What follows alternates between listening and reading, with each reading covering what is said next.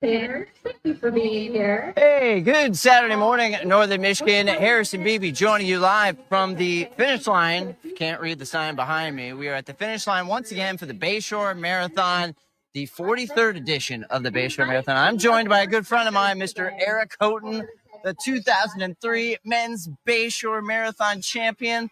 Seems like so long ago, but at the same time, it probably seems like it was just yesterday, right? It was a long time ago, Harrison. But thank you so much for having me on. It's super exciting for me to get to do this with you and talk all things marathon with everybody. Yeah, you and I go way back in the sport of running. Eric was one of my assistant coaches when I ran cross country here at Traverse City. Full circle. So we don't want to date. We're not going to put any dates in there or anything. No. Although we did reference when you won. Yes. Yeah. So. And I did graduate 2 years after that. But Okay. Besides that, we're not going to reference it anymore as far as you and I are concerned. Good. We are here today for these guys. Yeah. And let's talk right away. The 10K, all the races are underway. The clock behind us, if you can see it, shows the 10K time there, about 21:30. We expect the winners for the 10K to be in under 10 minutes here. Yeah. We would hope that the first male's in around 30 minutes, hopefully under. Pull that course record for you maybe later and see if we're close to that. So, yeah, we're keeping an eye on that. Obviously, a lot going on here already, a lot of spectators. And our drone, our UpNorthLive Skyview drone is up, keeping an eye on things in the skies for us. Obviously, we talked the other day about how picturesque this course is. Yeah. And the runners out there, no doubt, they're in pain, but they're also enjoying their scenery while they're out there. Let's real quick, I want to touch on, this is a little chillier than it's been the last few years when we've done this. Not that that's a bad thing for a runner, though. Absolutely, Harrison. It said 47 on the truck thermometer when I pulled in. I think that's just about perfect for these folks, and it's not going to warm up, by the time they're done. So it's going to be great. Yeah, I mean, for you and I standing here, yeah, it's a little cool. For some of the spectators, it's a little cool. Some of those volunteers at those early morning aid stations are probably feeling a little cool, but this is perfect for racing. Yeah, for sure. That's right. Yeah, you want when you hit those miles, and that drone shot, I believe, is showing a lot of those runners on the course right now and going through those conditions. They are much happier that it is 40s than if it were 80s. Yeah, and a little bit of cloud cover too, because sometimes even 50, 55 and a bright sun can be a bit much. So it's super nice for them right now. So it's great. Good conditions. Maybe we'll see some course records. I know a couple years ago we saw a few go down. I understand Zach Ripley, the 3-time men's marathon champion. He's actually running the half marathon this year. Correct. So Zach is in the half. So we'll see how that goes. We'll presume it. Our guest that's over to talk. We'll have to ask him the deep cutting questions. Why'd you go down to the half instead of go for a 4-piece? Yeah, people need to switch it up sometimes, so maybe that's what he's doing, or maybe he's got something else on the radar for later. So Is that what you said when you dropped out after 2003? You're like, I need to switch it up. Yeah, that was it. What did you do in 2004? Do you remember? That's a great question, Harrison. We got a couple hours. Yeah. We'll have to go back and figure out what I did back then. I think I actually ran a late 2003 marathon again. And then did some snowshoeing that winter. Okay. And was a little snowshoe marathon. Not a marathon, 10Ks and 15Ks. It was, yeah. Well, yeah, let's really quickly run down the list of events today. We know right now there's the full marathon, the half marathon, and the 10K. We know later today there's going to be a kids fun run that's going on as well. So 7,000 plus runners involved just for the running side of things. And then we touched on there's over 1,000 volunteers that are part of this every year, which is, in a lot of ways, the real, sweet spot of this event is how many people just come out just to be a part of it, just to help. Yeah, absolutely.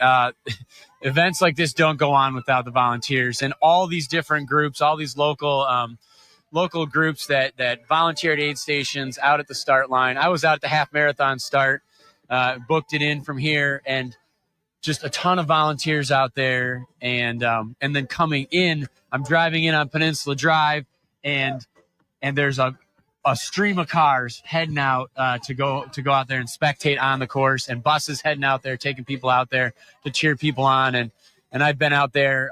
It's a fantastic atmosphere. Well, what is it like to prep an aid station? I don't think I've ever done that. I've run a half marathon, but I don't think I've ever been a part of setting up an aid station. Yeah, so especially for 7,000 runners. Exactly, and it gets, depending on where you are, it gets more or less complicated. Some are simply for the half, or for the half and the full marathon.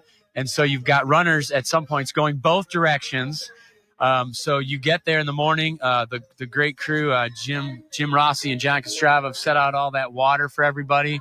And the water's there, the Gatorade's there. It's got to be mixed. You got to set up the tables, and the tables are set up in a certain way.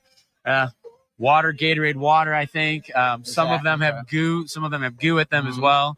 So you've got to figure out, all those logistics and get it set up and spaced out and make sure all your people are there. And a lot of high school kids, a lot of high school groups that are here helping. So shout out to all of them who probably stayed out until midnight and then got over there at 5 o'clock. Well, that's what I did. Yeah. I anchored the 11 o'clock news last night. There you go. I'm just like a high school. Just do it. Just keep going, right? It's but they have to get there far before the race starts to get everything set up, and so it's early day. The key is to get one of those aid stations like farther out, so you're done earlier. Yeah, smart. Yeah, I didn't really think about that strategy of it, but yeah, it's well, it's an interesting part of it, and I don't think we've ever touched on in our previous 2 years of the live stream. What really goes into, as we said, over 1,000 volunteers taking part for this event. We got the unofficial scorers table kind of right next to us here on my left. But, the big line is the finish line. Of course, I remember it was so windy last year, the setup actually blew over right before the runners came. Well, let's hope it's not like that. We were here for a track meet a couple weeks ago, and a couple tents went over the fence. So let's hope we don't get that today. Outside of the slightly colder than Memorial Day weekend temperatures that we want, I'd say we harped on, this is kind of the best running weather we could really ask for. And we're looking at that flag right over there, Harrison, and every now and then we get a little flutter, but it's pretty nice right now. 27 minutes, it says on the 10K timer. Of course, the full marathon began 15 minutes before that. So those runners are going to be coming in an hour and a half or so. Well, a little over an hour and a half for the winner of the men's marathon. Women's marathon probably be right after that. Do you remember what your time was for the 2003 championship? Yeah, it was 2 hours and 28 minutes. I think that'll probably get about 20th place this year. So that happens with any sport. No. Records are made to be broken. That's right. I picked a good year to run. Let's put it that way. So whenever it works out in your favor to get you to the top of the podium. For sure. But, let's dive into the history of the event a little. I know you probably weren't here for the very first one in 1983, I believe. Yeah. But 40-plus years, Races stick around, but to put on a race like this, of this size, for 40-plus years, that's quite an accomplishment for the Traverse City Track. George Kuhn, 1961, starts the Traverse City Track Club up. It starts with guys throwing a quarter into a little cigar box on the table to get the track club started, and a group of people show up on Wednesday nights to run together, and it sort of grows and then it turns into, maybe we should have a race, maybe we should do a marathon. So I think maybe not even 200 people run the first year in 1989, sort of a local event. Over the years, it just slowly starts to grow and grow and build momentum. Kind of like the population of Traverse City. Yes, and when you see, oh wow, people are running sort of fast times. It's a Boston qualifier course. Mm-hmm. Oh wow, hey, I've got family up in northern Michigan. I'll come and visit them for a long weekend and run a marathon. That's what Zach run Ripley a half said. Marathon. Yeah, exactly. He would come up and make it a family weekend. He's from the Grand Rapids area. Absolutely, So the track club just sort of builds off that momentum, and then it's we need to have a half marathon as well. And now the half marathon distance has become the most popular distance, I think. Yeah, that sells out races. within minutes, right? Yes, absolutely, and it's the biggest race. It's like the concert ticket that you have to be. Thankfully, it's not on Ticketmaster. Yeah. You got to make sure you're in line and ready to go, like you're getting Taylor Swift tickets. Absolutely. I don't know how that works out, but it appears to be that nice middle ground. It's not as long as a marathon, but it's definitely having run a 13.1 mile race myself. It's that form of commitment. It is. That's a new level. You have to commit to it. You have to make that training commitment, but at the same time, it's a little more approachable than that full marathon distance. So you can get a few more people to come out and do it. And so it's great. Yeah. I think, fun enough, my first time running 13 miles was with you on a training run one time. There you go. Coach Houghton got me to do 13. So there's going to be a few thousand people doing 13.1 miles today, a few thousand more doing 26.2. Catch you up if you're just joining us. We are live on Facebook. We are live on X and YouTube for our UpNorthLive pages. And we usually get a pretty good crowd on a holiday weekend, Saturday morning, to tune into the events. Right. If not live, then later on to catch their support system, their runner on the course and at the finish line. We've got drone shots throughout the broadcast here showing you the skies of beautiful Old Mission Peninsula, which is, awesome. One of a kind. We used to do training runs out there all the time. It's just when you need a little motivator, even on a cloudy day like today, it's nice to just have that scenery. I was standing out there last night. I was out about 7 miles on the peninsula looking at the sun setting over Power Island. And it was just like, oh, it's going to be amazing tomorrow morning. That's what I was thinking. It's just like, these guys have a great day. Everybody that's trained so hard to get to a day like today, and this is what you get. There's not 83 degrees, nothing to worry about out there. It's going to be fantastic for them. And so with all that training they put in, really nice if you can get some breaks to go your way. And a light wind and 47 degrees is nice. So we're closing in on that 31 now. Kind of surprised we have seen a 10K winner come by yet. But they got to be close. Yeah. I'm going to guess. Sometimes a little distracting with the music we have in the background, but we are here at the finish line. And it looks like I see somebody coming, Harrison. Okay. Is that – you see him over there? That looks like somebody on the course. Somebody on the course. About 30 seconds away, maybe a little less than that, we believe, is our men's 10K winner. There we go. There we go. I just happened to look, and there he was coming through. So they are in our field of vision. So keep an eye on us all alone here. Wow. And it's always a special one because in a few minutes we're going to see hundreds of people cross at one time. Right now, there he is. He's all by himself. Wow. Chris Davis. There you have it, Chris Davis from Lansing. 10K champion right around the 32-minute mark, followed by second just a few minutes behind. So Chris Davis of Lansing, your men's 10K winner, and blistering time for a 10K. I think I logged around at 35, 36 minutes in my time, which I was pretty happy with. That's still fast. It's still super fast. That equates to. If you know offhand, do you know the 10K course offhand? Obviously, it's no, because is it a little hillier though?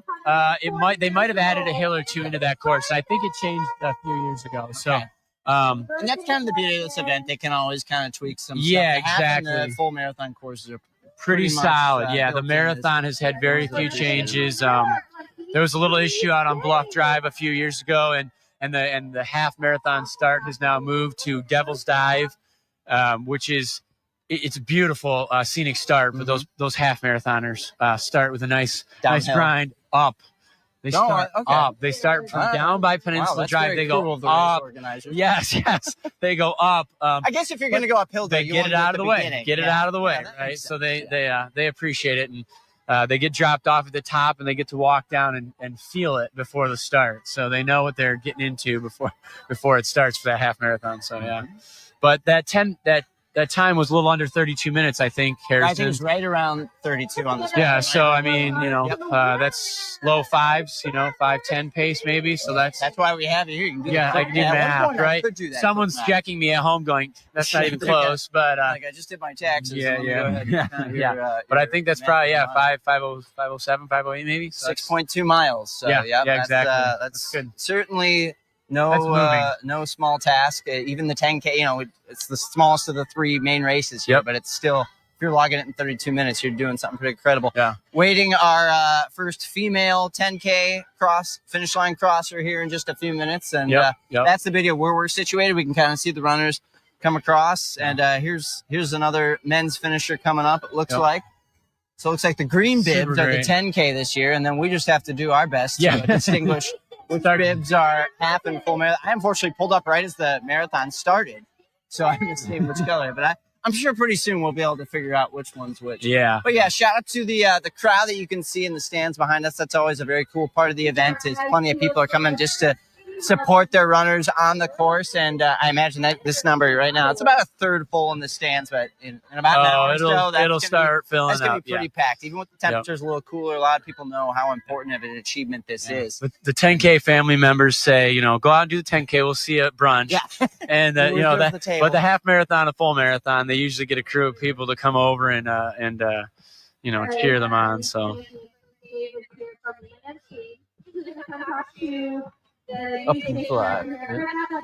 So Chris is doing the interview with the main crowd. Makes sense. It is the Bayshore event, so we'll grab him in just a few minutes.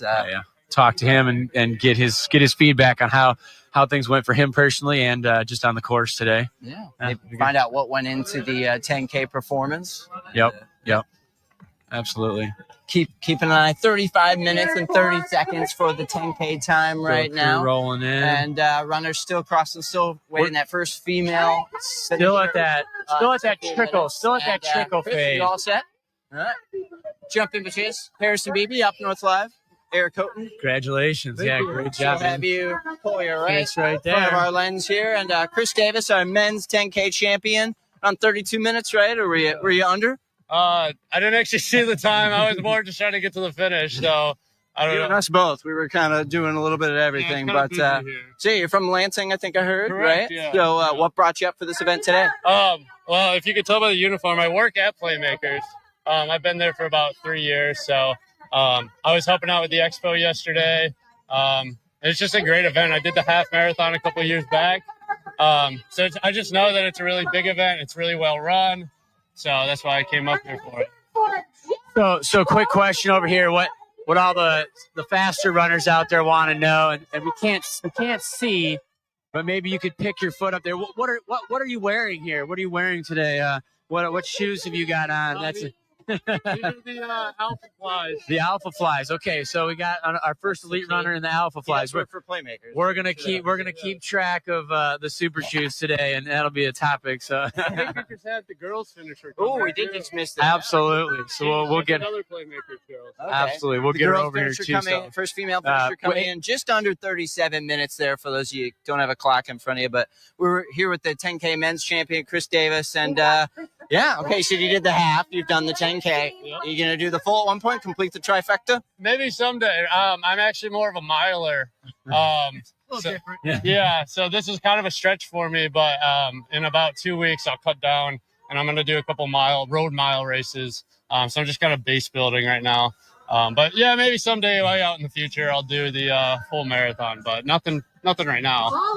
And you were talking about the expo yesterday, and that would be the packet pickup on. I just mentioned that real quick because I was out there for some of that 9-hour event. Obviously, it needs to be that long to get 7,000 people checked in, but how great is that to have opportunity to put your guys' brand out there and have all those different, runner accoutrements out there, a little different thing. I think I joked it was like a runner's trick-or-treating. Yeah. But check out all what is it like to set all that stuff up and really make that running community grow stronger? Yeah, so it takes a lot of prep. Like what you see at the expo is just like the final product for like months in advance. You have people planning it. Like you got to get the shirts printed. You got to make the designs for it.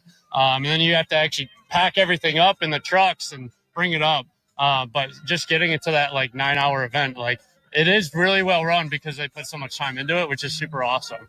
But yeah, it is kind of like trick-or-treating, or somebody said like the nutrition station's like a candy store. So healthy trick-or-treating. Yeah. What we wish our kids were doing on October 31st. Anything else you have? No, I just want to say, did it go according to plan, and you're pleased with the results today? yeah, my goal was to get top 3. So you can't always expect to win, but when you do, you take what you can get. So Absolutely. I'm really happy with that. Congratulations. Great job. I Yeah. appreciate it. Good work. Yep. Hopefully we'll see you in future years here. Oh, yeah. All right, man. You guys have a good one. You too. Chris Davis, 10K men's champion. And unfortunately, we missed the name of the women's winner, but we hope to get to talk to her. Yeah, we'll get her over here in a minute. Get She some bonus press time just she for looked that. like she was walking away a little bit, maybe catching her breath. Right, So, that can happen. Yeah. I find it interesting, even when I'm just covering high school events. How soon can I get an ad? Like the Cherry Mile. Yeah. I used to grab the kids, and they'd be like, "Yeah, just 30 seconds." Yeah. Okay. All right. Let me just breathe and get I some water, understand and it. I'll come over. But some of these guys who win these races, guys and girls who win these races, they're that in good a shape that it only takes them just a few seconds to really catch them. You get both ends of it. I remember 1 year being back behind the old baseball field, relieving my stomach of some contents after a I marathon. may not have done that after some historic races. So it's myself. it happens, right? There's both sides of it, right? Well, you got, especially, let's talk about that. To go into a marathon, I always used to like to not eat anything before a race. Now, I've never done a marathon, but especially at 26.2, you need to have something in your system. If not before, maybe even during. Absolutely. So this is it's a really interesting scientific field now, as we've gotten into marathoning and the times of getting faster and faster and more people are doing them. It went from defizzed Coke just to get some sugar in your system back in the 80s that was out on, you'd hide yourself a defizzed Coke bottle. It's interesting that was a running strategy. Yes. But, that was because you just needed some sugar. Everybody knew you needed something along these lines. True. That makes sense. And now you've got, like you just talked about, you've got different goo packets and gel packets. And so, you get to that level and then it's, well, how many of these should I have? What's the carbohydrate intake I need per hour? And per your body size. And now the science is saying, during a marathon, you need a lot more than people thought even. And so a higher carbo load and making sure you're getting enough food in your system.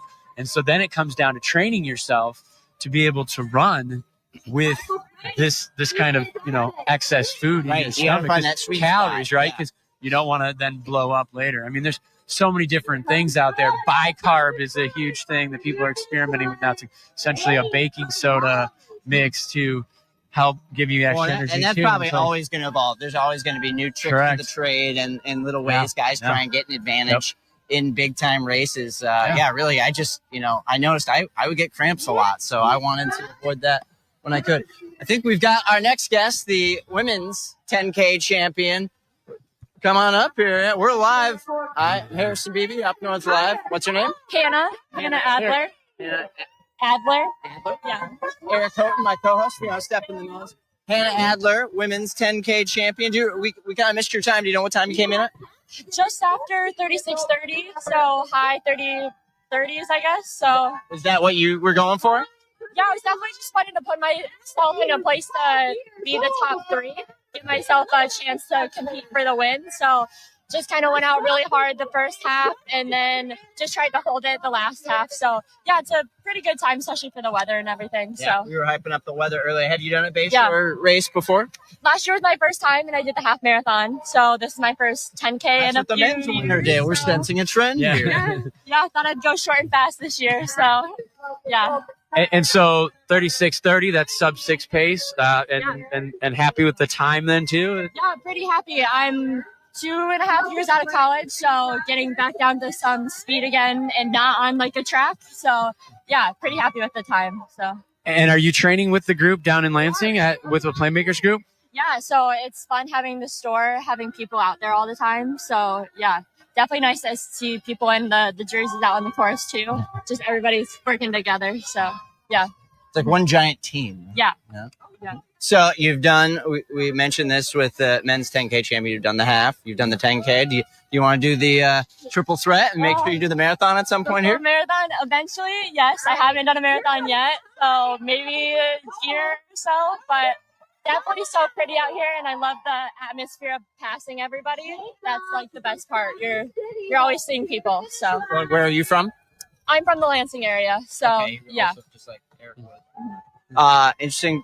Oh, sorry. Well, I was just gonna say we're here at the green carpet, as I like to call it here, but the red carpet question is like, well, what are you wearing today? What shoes are you wearing? The Asics Metaspeed Sky. So got some pop to them, I guess. But yeah, that's good. I know. So we were right before you came over. We were talking about nutrition, and then we were talking about the technology and how everything is evolving in the sport right now, right? And shoes are a big part of that too. But for a 10K, do you pop a goo during the race or no? I don't. I am a caffeine drinker, so definitely have my energy drink this morning. But I didn't mess with any goos. 10K is a little short for me to do too much of that. I agree personally, so I just wanted to hear what you had to say too. So that's great. Yeah, that's awesome. Well, great. Well, that's fantastic. Great job today. Thank you. Yeah, and thank you so much for joining us for a few minutes after your big race. Now you can go enjoy your weekend. Some All right. Well, pleasure to meet you. Congrats again.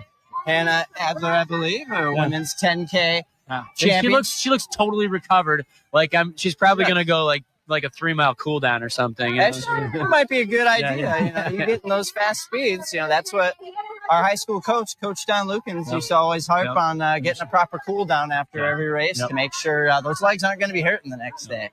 So she's gonna go get herself some food too. So that's great. That's one of the great parts about doing an event like this. There's a great spread of snacks when you get done. You can have as much. I think there's even Moomers ice cream.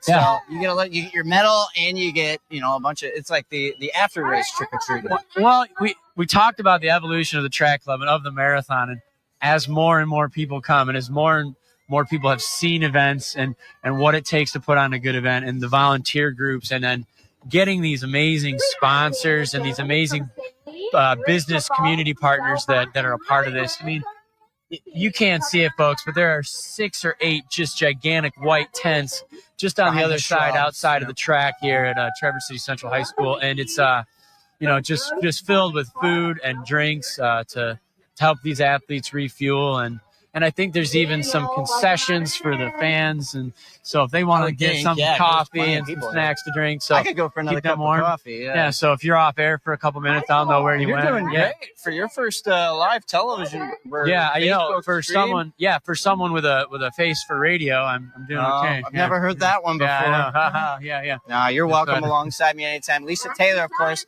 used to be the head of the track club. She was a great help in co-hosting this event with us the last few years. The thing I love about Lisa is she was literally running around while the live stream was going on, but it was great because she was getting all sorts of tidbits, information. I'm okay with you being right here with me, though, partner. That kind of helped having an anchor with me to host this big event. I can imagine kind of standing here by yourself the whole time. So I'm like waiting. I was like, wait, I know that person. Should I like yell at them? And no, I'll stay here with you, Harrison. And there's a couple people I might have to peel off for to yell at.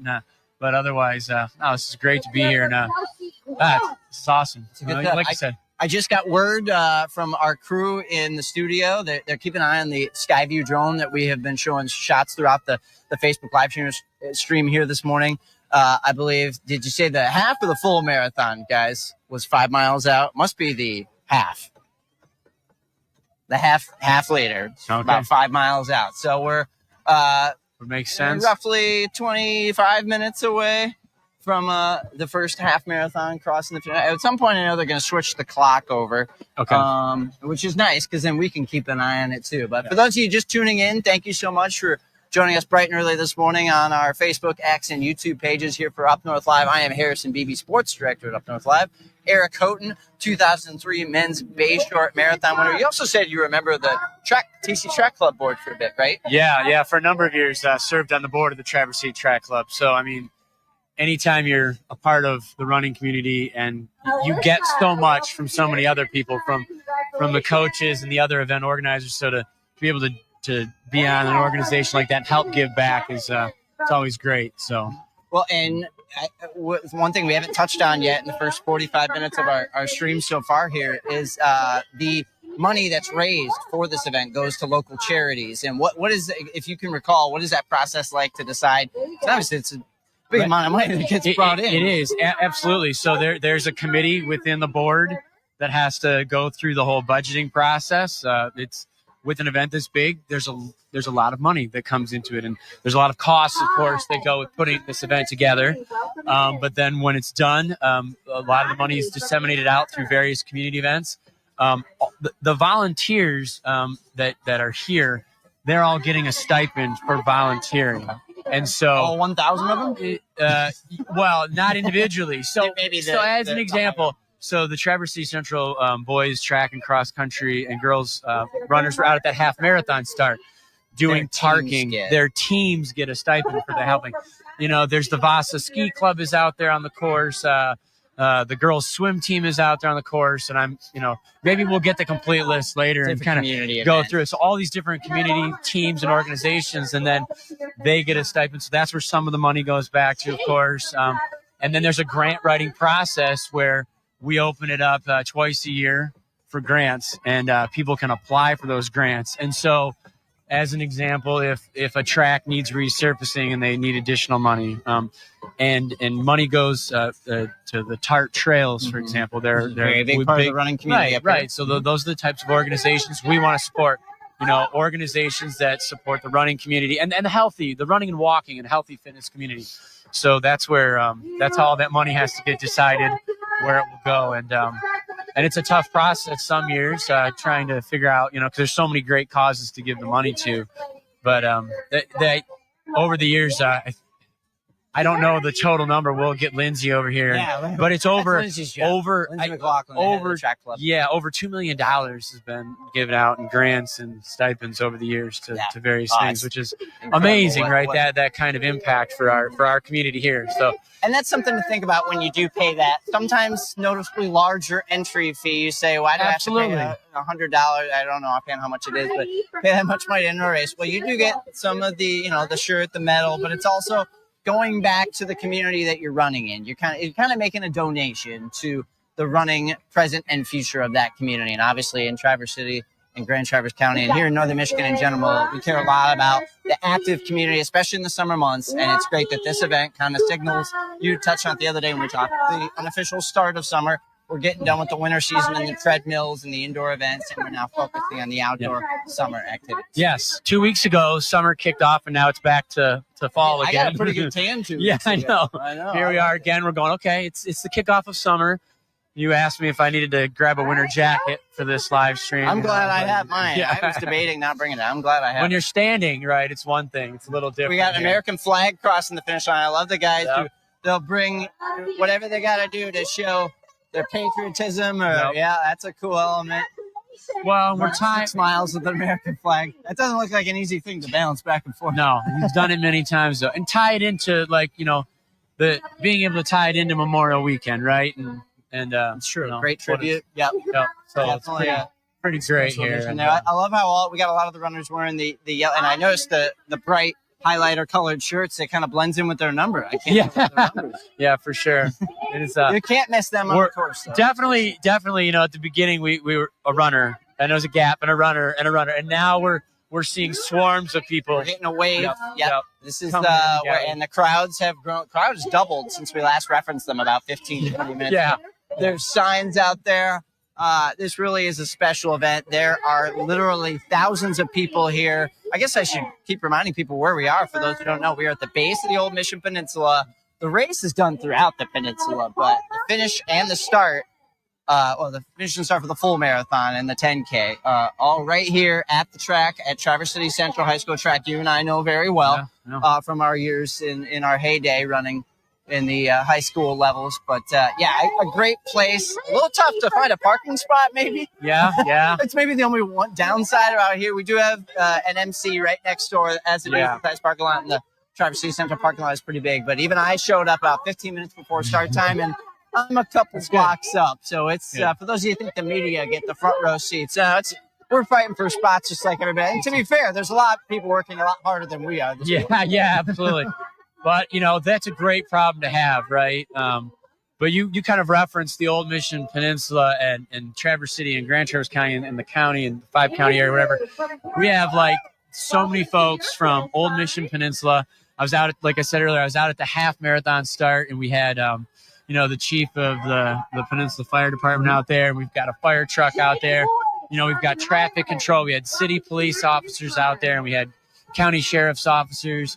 So it truly takes all these people, to be able to help out and make this happen. You need it. And one thing I wanted to touch on, that's, growing up on the peninsula, house out there on Peninsula Drive, I would see the runners come by for the Cherry Festival races. Those folks on East Shore Road and Bluff Road, they're seeing all these runners this morning.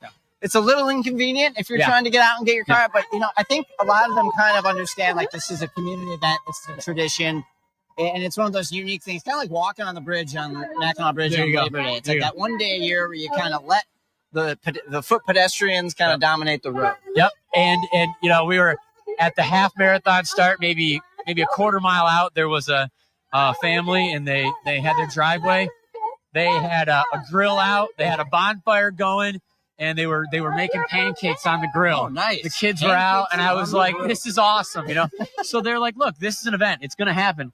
And let's enjoy it and be a part of it, So super cool. Pancakes on the grill. I'm tempted, but at the same time, my neighbor always does. He does the bacon on the grill. I've never seen pancakes. I just do burgers. I'd have a burger at 8:30 in the morning. That's what I'd do. It's a little early for hot dogs. None of the runners were. Oh, they were. I'm sure the runners. No. I have trouble eating pancakes at a restaurant. I'm sure a runner isn't out there eating pancakes. They were.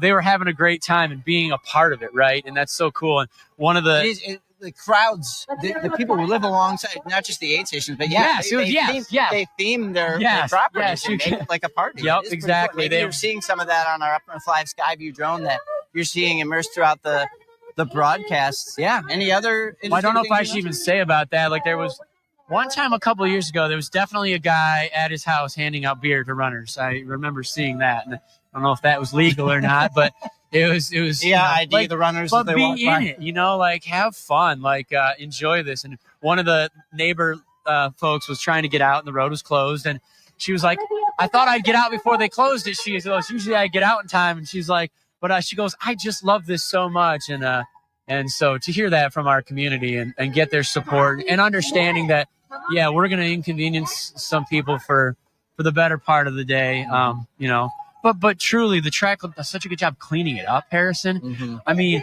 the sag wagon, we call it, which is kind of sweeping the course and following by, and they're cleaning up and tearing down. And so you brought up setting up for an aid station. Then we got to clean up for the aid station. Well, the real trick with cleanup is that people get water and they're running. I was going to see if that was John Cook that I know. So they're getting water cups and they're drinking their water and they're running along, and then they throw their water cup, or they get down the road and they toss their goo packet. So you got to clean up for a half a mile down the road and back, picking up all these packets and all these cups and clean up. So, and we do, the club does a really nice job of cleaning up so that after the event's over, there's the way you left. Exactly. And so, that's all what goes into it. That as working together. Right. That's the unglamorous side of the aid station. Yeah. And the part maybe people don't get as much credit for, but yes, it does get pretty messy after a race is over. So we appreciate all of those over 1,000 volunteers that are helping make this event as special it is for these 7,000 runners. We got 2,000 in the marathon, 2,000 in the 10K, majority of the 10K winners crossing right now. And then 3,400 for the half, which you and I harped on earlier. It still blows my mind that the half marathon is make sure you're there at registration time or you're going to have to wait till next year. I'm surprised their system doesn't crash with that much participation. Well, you bring up a good point. And so it's a finely tuned machine that just keeps getting better. But Jason Whitaker is the operations manager for the track club, and he runs that stuff so well and does a lot of stuff behind the scenes that people don't see. And there's an entire committee, a race committee. You can see this is actually my committee jacket from last year, but from 2003. Yeah, did win the Bayshore. So there's a committee of people. There's a logistics person that manages what happens at the stadium, a stadium coordinator. There are people that are in charge of all the water, all of the food, all of the stuff out here. There's the bus, the logistics to get 3,400 runners from Central High School on a bus out to the half marathon, because it's 13 miles away. They have to be bussed out to come back. So you've got that going on. Coordinating all these volunteers is a full-time job. Meg Ackerman just has done a phenomenal job the past few years doing that. I talked to Meg last night, actually, at packet pickup. Yeah, okay, great. I'm sure she was there. Surprised I got 45 seconds of her time because she was running around doing a whole bunch of stuff the rest of the time. Exactly, yes. Yeah, there's a lot of unglorious work that goes on behind the scenes to make this look beautiful the day of, so that people who put in this time training can come onto this track. They've been out running on the roads, and they get to turn on to the high school track, come down the finish line with the grandstands there, family cheering them on. It's like such a great experience. It's what I always call Traverse City the biggest small town, and that's kind of we're a small town that's putting on big events like this, make it seem like we're not a small town. So we appreciate definitely all the tourism and everybody that comes around. There's people from outside the country that participate. Yeah. I know over the years, every state has been represented. I don't know if every year we get every single state represented, but yeah. It's probably statistically pretty tough. Yeah. Get the folks from Hawaii and Alaska to come on down. True. But I'm sure they've been here. Yep. So, but it is, it becomes a tradition for people that are volunteers, for people, like we said, that are on the course, that have their families in. It's a tradition for people to come and run the race. My neighbors, for example, are out there running the race, and and they invited their son-in-law and his family up from Indiana to come up, and they're running. So our main anchor, Mark Gillette, I'm sure you're aware. Yeah, Mark. He's run a ton of marathons. Yeah. He's running, I believe, with his son Andy for the first time today. So that's in the full or half? Father. I think they're doing the full. Maybe the guys we're in the gonna back find can correct me. I believe they're doing the full marathon. And Mark's a that's great. veteran. Mark's Absolutely. done Ironmans. He's done Yeah, Boston. Mark even served but on I the believe board for a while. Andy played high school football at Traverse City West. He played at Oak College. But football, and he was a pretty big football player. Yeah. But he's into the running community now through his dad, and yeah, it's a great way like families come together. Another thing I wanted to harp on is this is really for today for a lot of these guys in the course. This is a full circle moment. Some of them maybe a year or two in advance planning. I'm going to do this event on this day. And I remember when I finished my half marathon, I crossed that finish line. It really felt like I did something. And I think that's what's being achieved by a ton of people crossing this finish line right now is something maybe months or years ago they never even dreamt possible. And here they are doing it today. Well, I mean, Harrison, we could pull hundreds of these people in to tell their story, right? Should do that next year. We should talk to every single finisher. But, everybody has their story. And you're right. Somebody could have had a debilitating injury 6 months ago, thought they were never going to run again. They've recovered and set their sights on this. And we could have, there's been stories of, cancer survivors that got a chance to come back out and run again and doing that. And so, yeah, it's just everybody's story, somebody that might be doing it to lose weight and they had a goal and they did it and then they finished this race and yeah, I never ran before and I made a 10K like that. That's an amazing achievement if you think about the percentage of the population that could really do that, Could you safely say in 2003 that was one of the highlights of your year? Oh, absolutely, right? And it's and that was you winning it. There's a lot of people who are going to say that just about finishing. Absolutely. Anytime you can set a goal in your life to do something like this, it's remarkable. And so all these people that are finishing should be really proud of themselves, And let's hone in on the facts. Again, never having run a marathon myself. And obviously you won it and you had kind of a background before you started, but like if someone were to sign up for the full marathon, how many months and how does, in a kind of a couple minutes here, obviously we don't want to go into too much detail, but really what does it take to plan ahead a course map for training to do a full marathon? Yeah. It takes a lot. There are many programs out there that you can find, a lot of good books out there that will help set you up. I would say the minimum is a 4-month program, and that person should have done running before the 4 months. You'd be familiar with it. Yeah. Yes, exactly. And then you could build a program.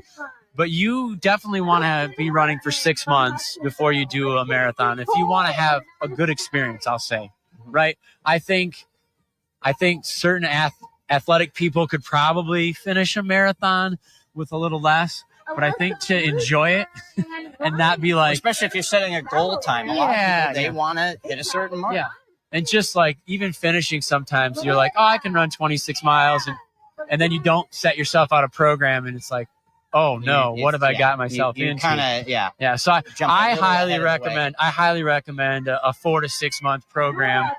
And a lot of times it is that idea of, okay, I want to run the Bayshore Marathon in 2 years. So next year I'm going to run the half and build up and do a half, and then do the full. Or next year I'm going to run the full marathon. This year or in 6 months do a half marathon somewhere else and then come back here and run a full marathon. So build out a plan. Climb the ladder. Yeah, it's the way to go. It's the way to go. Dan Ticknell, he's running a drone. I believe he did.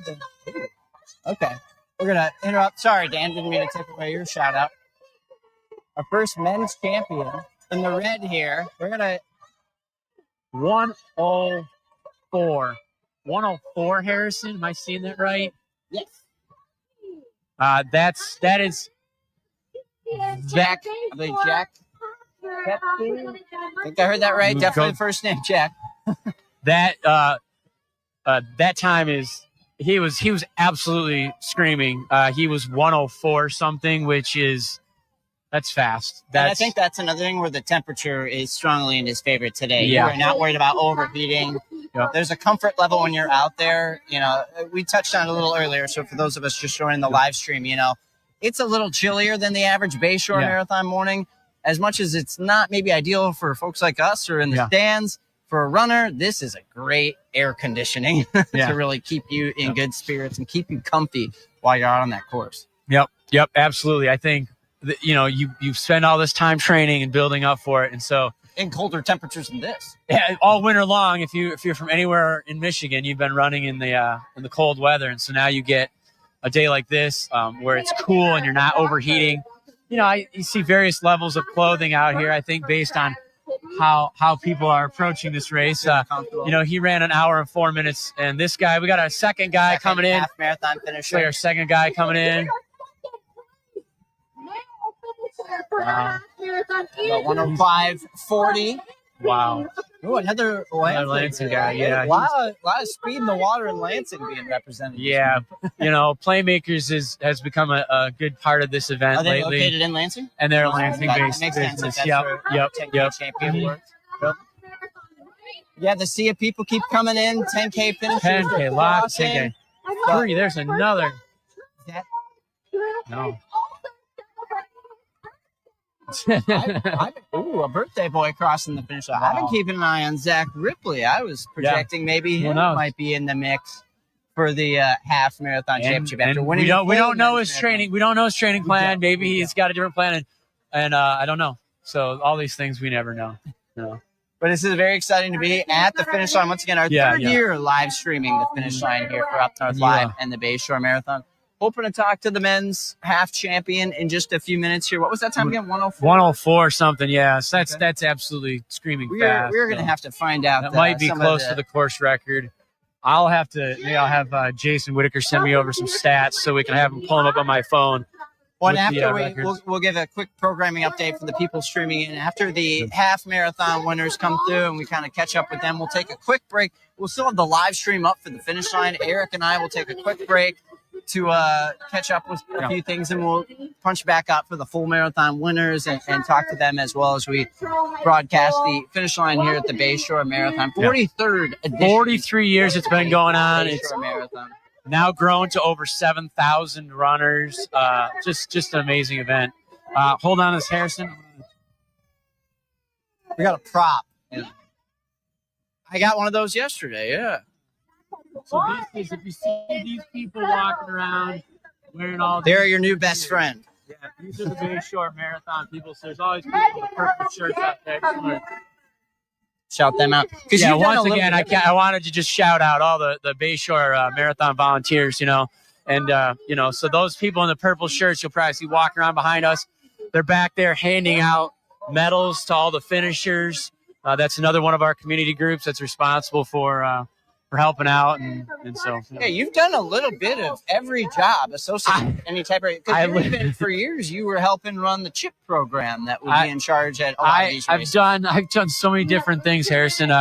One year I was driving the sag wagon. I was out. So that's the lead for those who don't know, that's the leading car. No, the back. Oh, that's the back. So we were picking up. So every shout out real quick. A person's finishing with their dog. That might be the first dog. We need the bib on that dog. Yeah, we need to interview the dog. That's Airbud out there, of course. So there's people occasionally will have to drop out of the event, and if they have to drop out, there's a couple of vehicles out there that are picking them up and then bringing them either all the way back or part way back to get medical treatment or to just get back to their car. Gotcha. So that was a job I've done before. I've been at various aid stations. I've been at the half marathon start.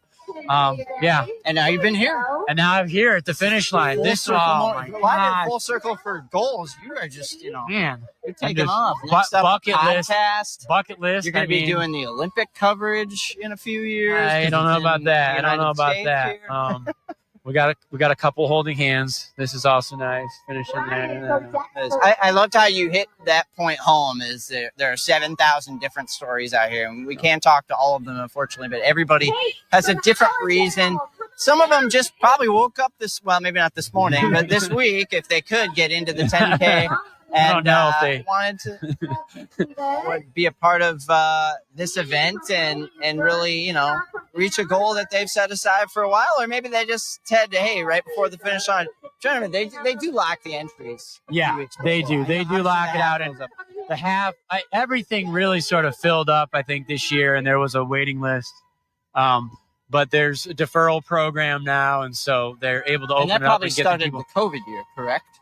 Yes. I remember talking to Yes. Lisa back in Yes. 2020 when they unfortunately in the spring of 2020 Had to cancel. when everything had to be a little different. Well, they did the virtual. They offered to do the virtual, or you could defer to the next year. Yep. So I believe that's the only time the race hasn't taken place. Yes, in May. exactly. So it was Exactly. May of 2020, Yep. and for obvious reasons, that was not going to be the case that year. But they Got came back nervous. the next year. Got nervous about the next year, but we were able to pull it off, and that was great. Well, and that's to be an outdoor event, warmer months. It is.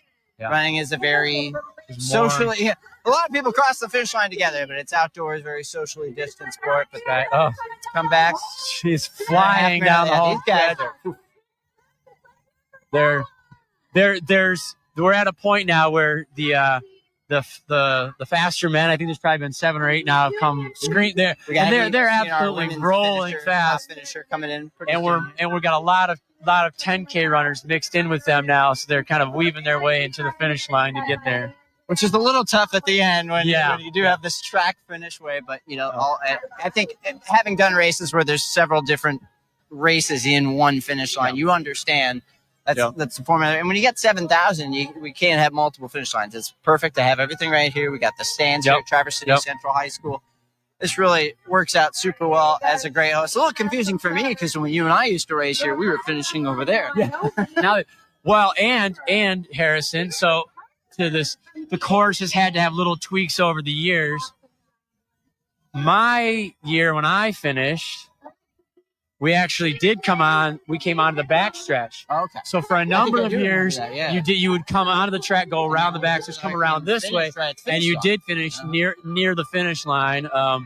So it was a little different. But what happened then is there was no place to put people. Right. Yeah. So now we current setup filter. makes a lot more sense to get.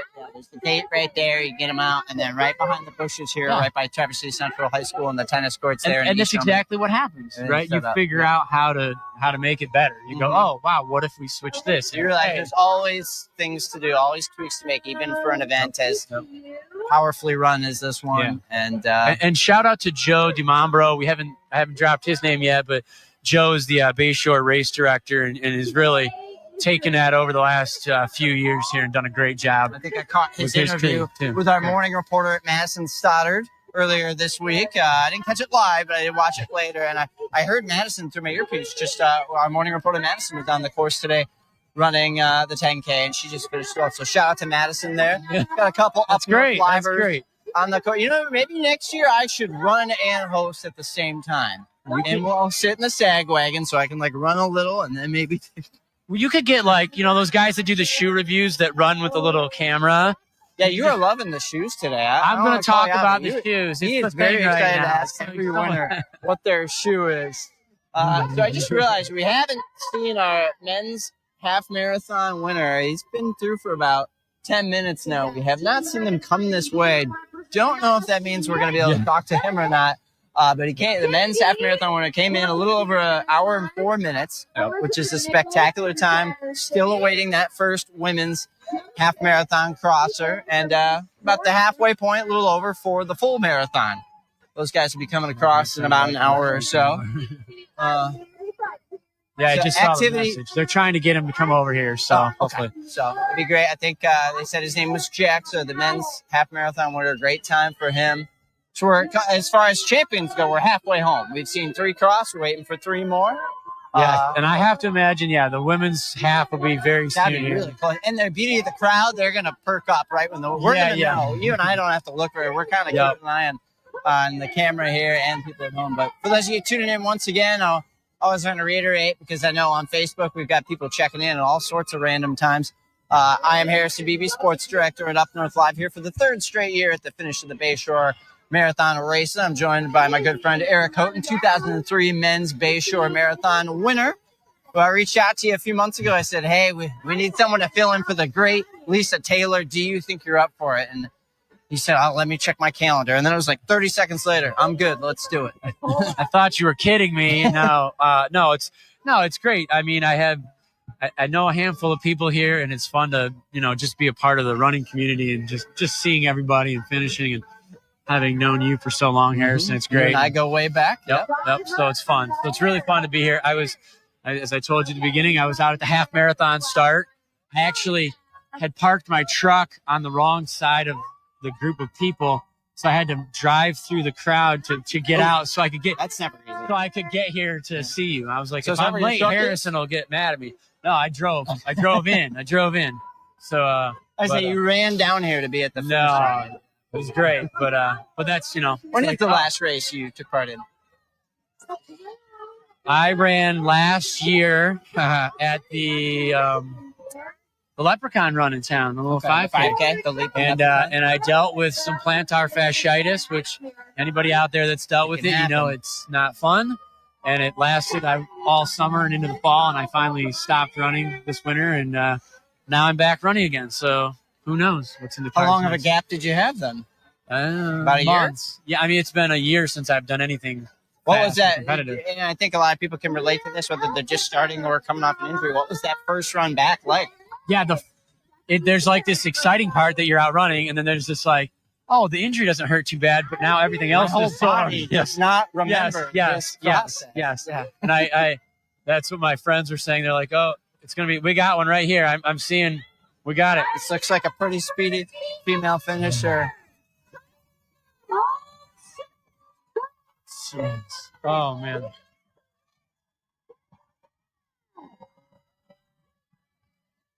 I caught the first name. Celeste, yeah. I'm gonna step aside real quick here. Harrison's gonna step over to the table here and get the name of our female champ. I tried to sneak a peek at the live scoring they've got at the booth there, and those names are flying so just like the runners themselves. I'm like, catch the name there. Not as lucky as I thought I'd be, but Well, they'll get it to us here in a few minutes. We'll catch up with her. She came in hour 16:30. Definitely not a minute 16. That would be a world record time. that we Hour would be 16 alerting is still fast. We would That be is updating still fast. the world on. But speaking of quality runners, did you want to talk to us, Miss Madison? All right.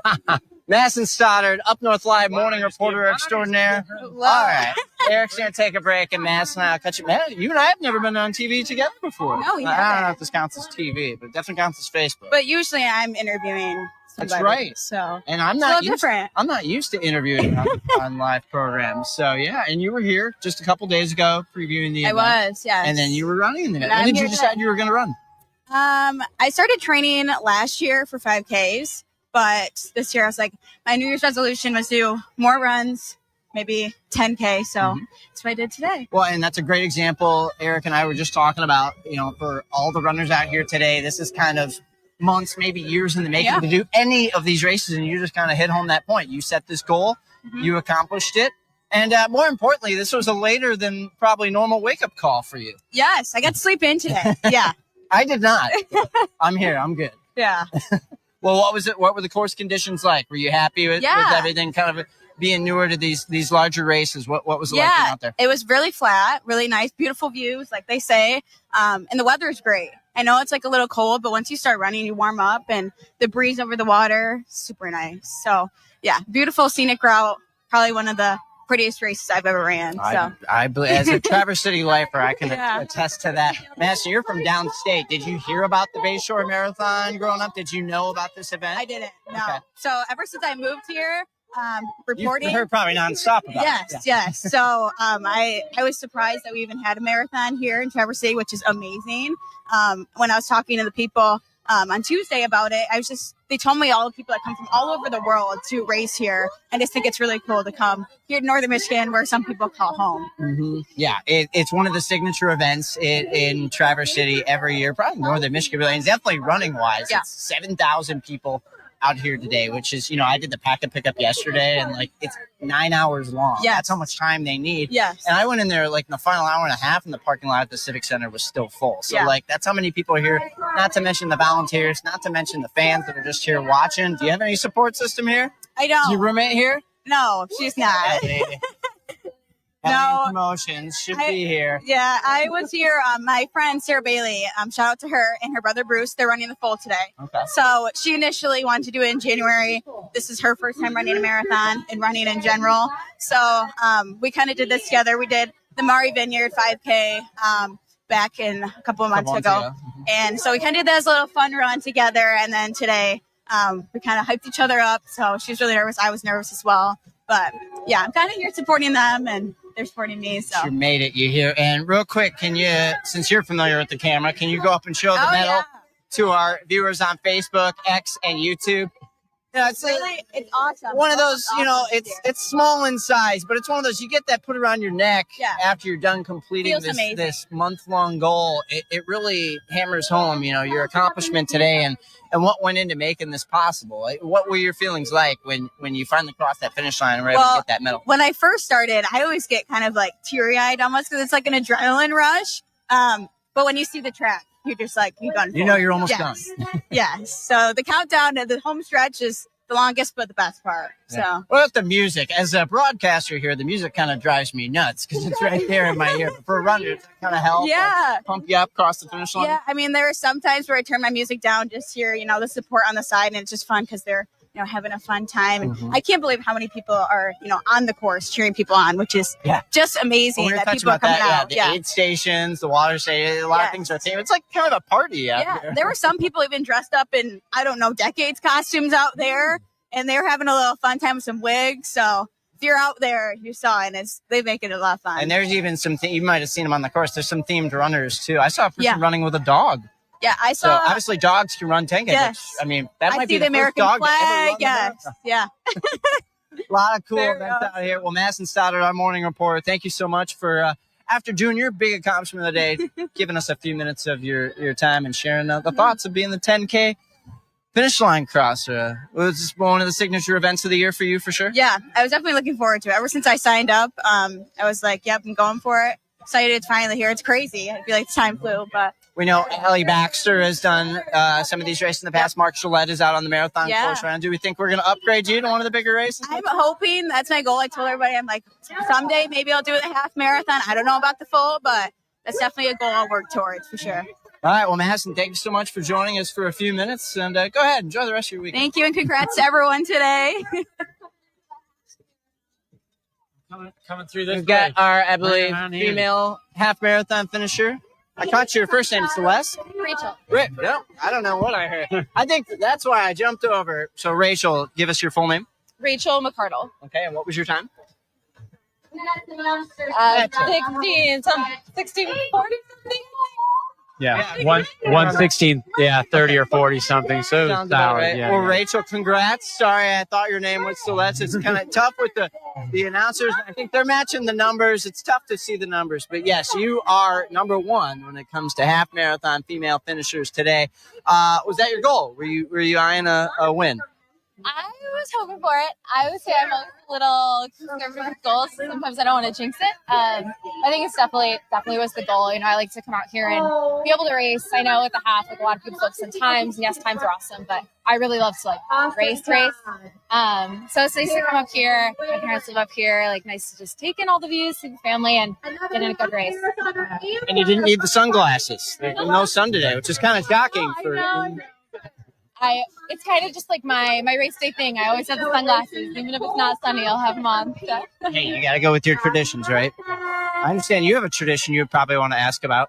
Oh, he's been giving me a hard time because I was pretending like this is the red carpet. And so what are you wearing today? I asked you about super shoes. The super shoes, you got the Alphas on? I'm glad you knew what they were called because I didn't. That's why he's here. But we're just talking about like the sport is evolving, and now the nutrition and the equipment and the shoes, and it's kind of all the rage. So no, they're all different kinds. I just went to the running store. I said, "Give me a good marathon shoe. Give me a good half marathon shoe. I'll take it." So how many halves have you done? This is my third. Third half. Okay, great. And this is your PR. Yes. I think I heard you say it. It's great. Awesome. Congratulations. Thank you. Have you done any Bayshore events before? No, I haven't. Oh, awesome. What put Bayshore on your radar? My parents live up here. Okay. Yes. That's always a good help. Yes. Parents live They're up like, here. Rachel, you got to come up and visit us. And by the way, there's a race going on you could do too. Exactly. And my dad runs it every year. It's his kind of family thing. So I've come up and watched before, but I haven't run. So And here we did together. The full in the cards ever? We'll see. Something about training for a marathon through the winter scares me a little bit. I'm right there with Rachel. But we'll Not see. my favorite idea, but people do it. And I hear great things. Have some friends running the full today, so we'll debrief with them and see what they say, right? Yeah. If they say it's a good experience, then maybe you'll consider. Yeah, great. Exactly. Well, since you're up for the weekend, any other exciting plans? No, I think we might. Relax. Yeah, I have a couple friends up running the 10K, one in the marathon. I think we're gonna go to the wineries, walk around downtown, show them around. Yeah, people come here. Where do you live? I'm in the peninsula. Okay. Yeah. Oh no, sorry, my parents. I'm from Chicago. Okay. I live in Chicago. Did you go up here? No, I grew up downstate. Okay, gotcha. So Chicago. Still, that's the beauty of this event. Eric and I were talking, a couple minutes ago. It's like people come from all over now. Chicago's decently far, but at one point there's been runners from every single state. We have international runners here. I mean, this is 7,000 people taking part in all 3 races this morning. So it's definitely one to check on the calendar if you haven't done so, and you would probably back that up after today. Absolutely. No, it was awesome. I even ran into people from Chicago. I ran into someone from my building in Chicago that I didn't even know. So on the course? No, at the start. That's amazing. Congratulations. That's awesome. Great job. Thank you so much for talking with me. Congrats. Enjoy the rest of your weekend.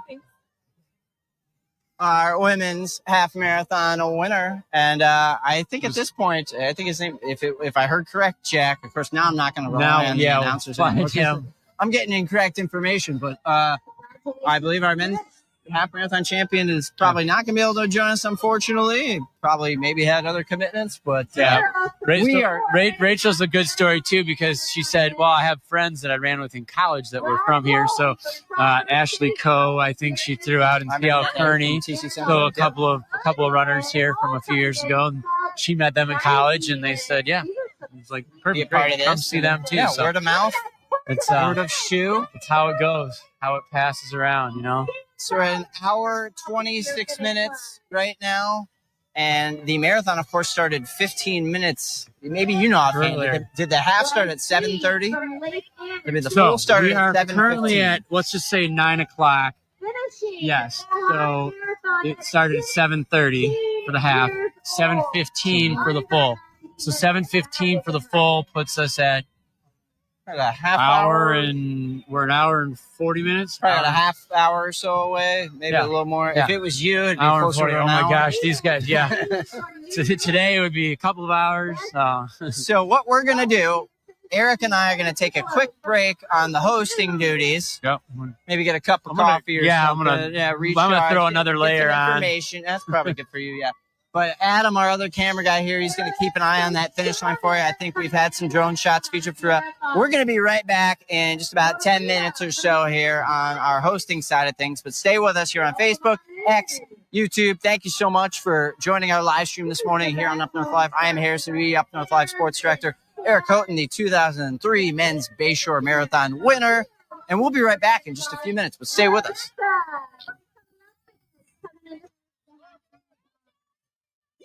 Ashley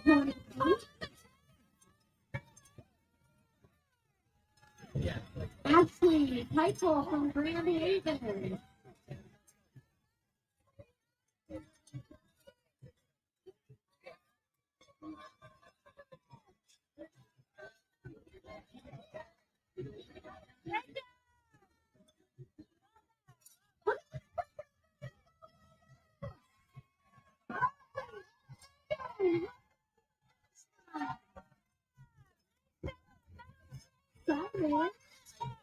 Jaden from Lansing, come on down.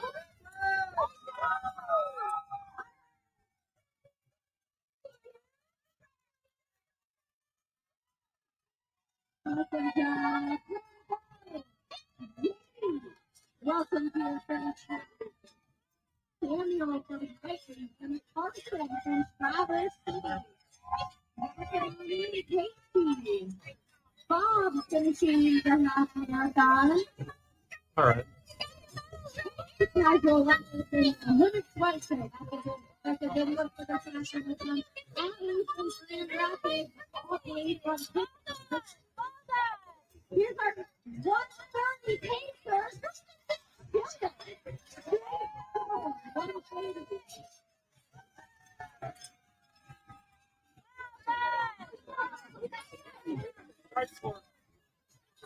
Barbara, 77 years old, finishing the press race. Congratulations. We've got another picture coming down here. Eliza from Kansas City. Mitchell from Kalamazoo. Good job. Welcome to your finish line.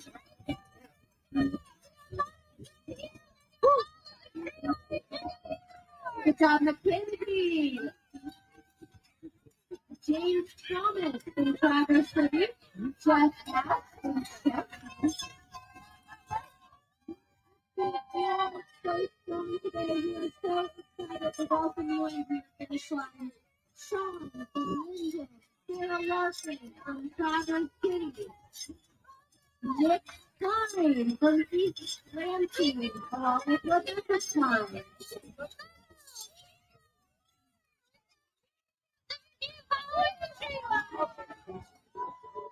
Jen Bishop from Ann Arbor, welcome to your finish line. Lauren Sheep from Mount Pleasant, welcome on in. So good. Melissa from Traverse City and Jason. Welcome to your finish line, Jason. Joe Melissa from Atlanta. Shelby Bartle. Lucas Bird from Midland. Welcome to your finish line, Chris.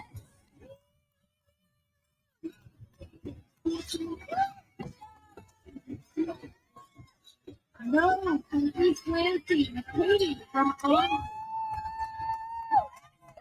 You see those hands in the air? You're celebrating down there. You see you. Catherine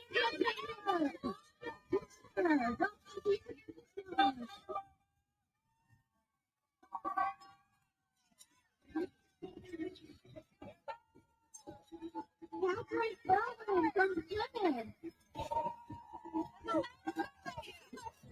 Jamie Pierce from Clarkston. Renee Rock from Greendale. Devin Rose from Traverse City. Welcome to your finish line. So the Thursday runners and the left big are our last marathon. Allison Cypher. Neil Dollar.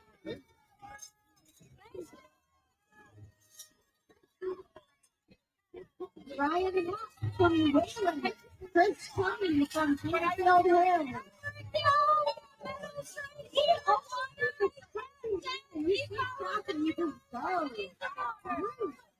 And Joseph. We got some new videos here. Jeremy Anderson. Welcome to your finish line. So strong. Welcome to this one. Harry Leahy from Ann Arbor. Steve Clifford from Traverse City. You got it. Congratulations. Cole from Kalamazoo. Welcome on in. Allie Peterson from Indianapolis. Maddie Brown from Brighton.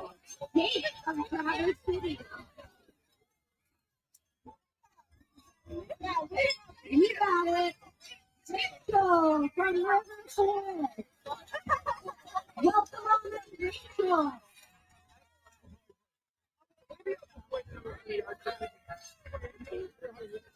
Annie Needs from East Lansing. Welcome in. Erica and Shiv from Detroit.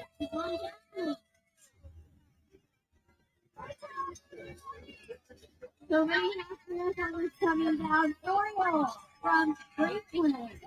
Joel from Traverse City. Edward from Ann Arbor. Stay strong. Stay strong. Eileen Robinson, 14 years old. Welcome to your finish. Nick and Becky Thomas from Oxford. There you go. Sandy and Lily from Hudsonville. Congratulations.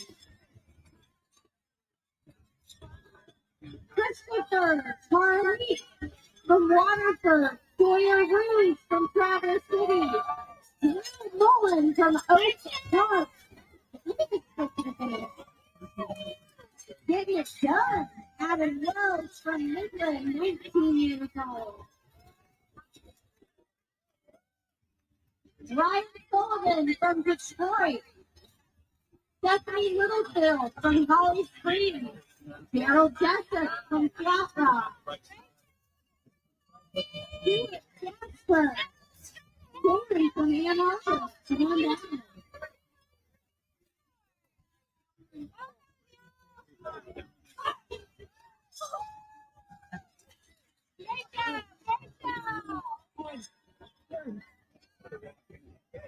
Parker from Columbus.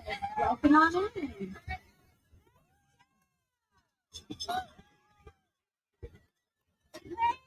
Welcome to the finish line, Melissa. You're half marathon finish line.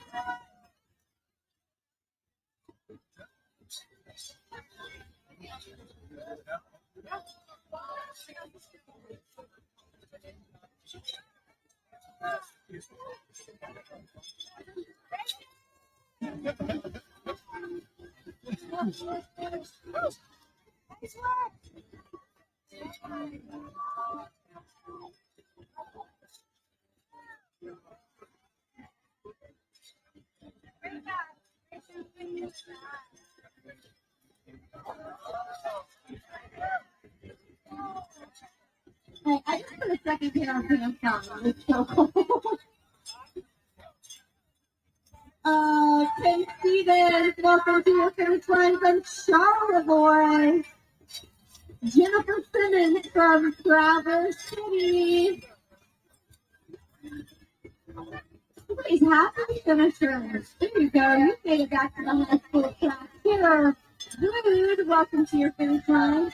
Aaron Hunter from Linden. Clint Littlefield from Royal Oak.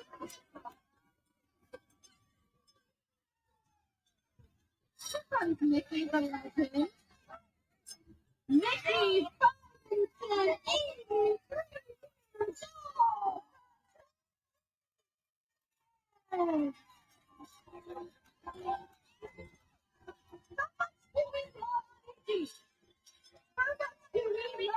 Nikki. Go, Nikki, go. Go, Nikki, go. Oh, I love to see it. You show up. You show up. Morgan Johnson, welcome to your finish line.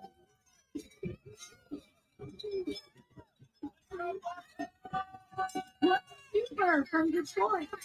Amy Johnson from Grosse Pointe.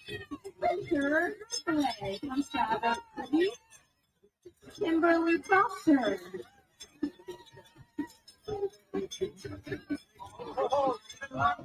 McKenna Knapp from Lake. Welcome to the finish line. Don't forget, we got 7 uniforms coming up for some good eats. It's going to be delicious. We got our second job.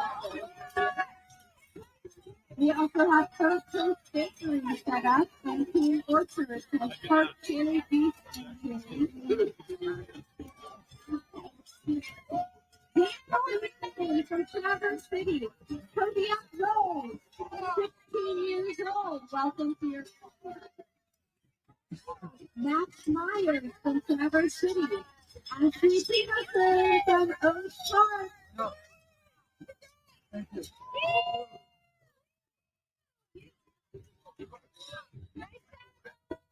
Big thanks to Peninsula Township Fire Department, City of Traverse City Police Department, City of Traverse City Fire Department. We've got emergency personnel who have showed up to make this happen today. Over 1,000 volunteers in the course of Traverse City Track Club. Rustin Calver from Traverse City, welcome to your finish line. Robert Oak from Windsor. Cruz from Lansing. Tom Howard from Grand Rapids. All right, now we've got another pace group coming through. This will be the 140 pace group. Way to go. That is so strong. John Fry, Michaela Oliver. Let's take a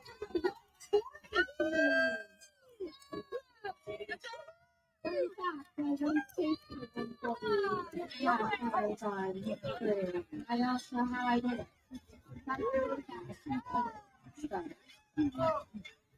Judd Hauser, Traverse City. Jason Woolman, Bay City.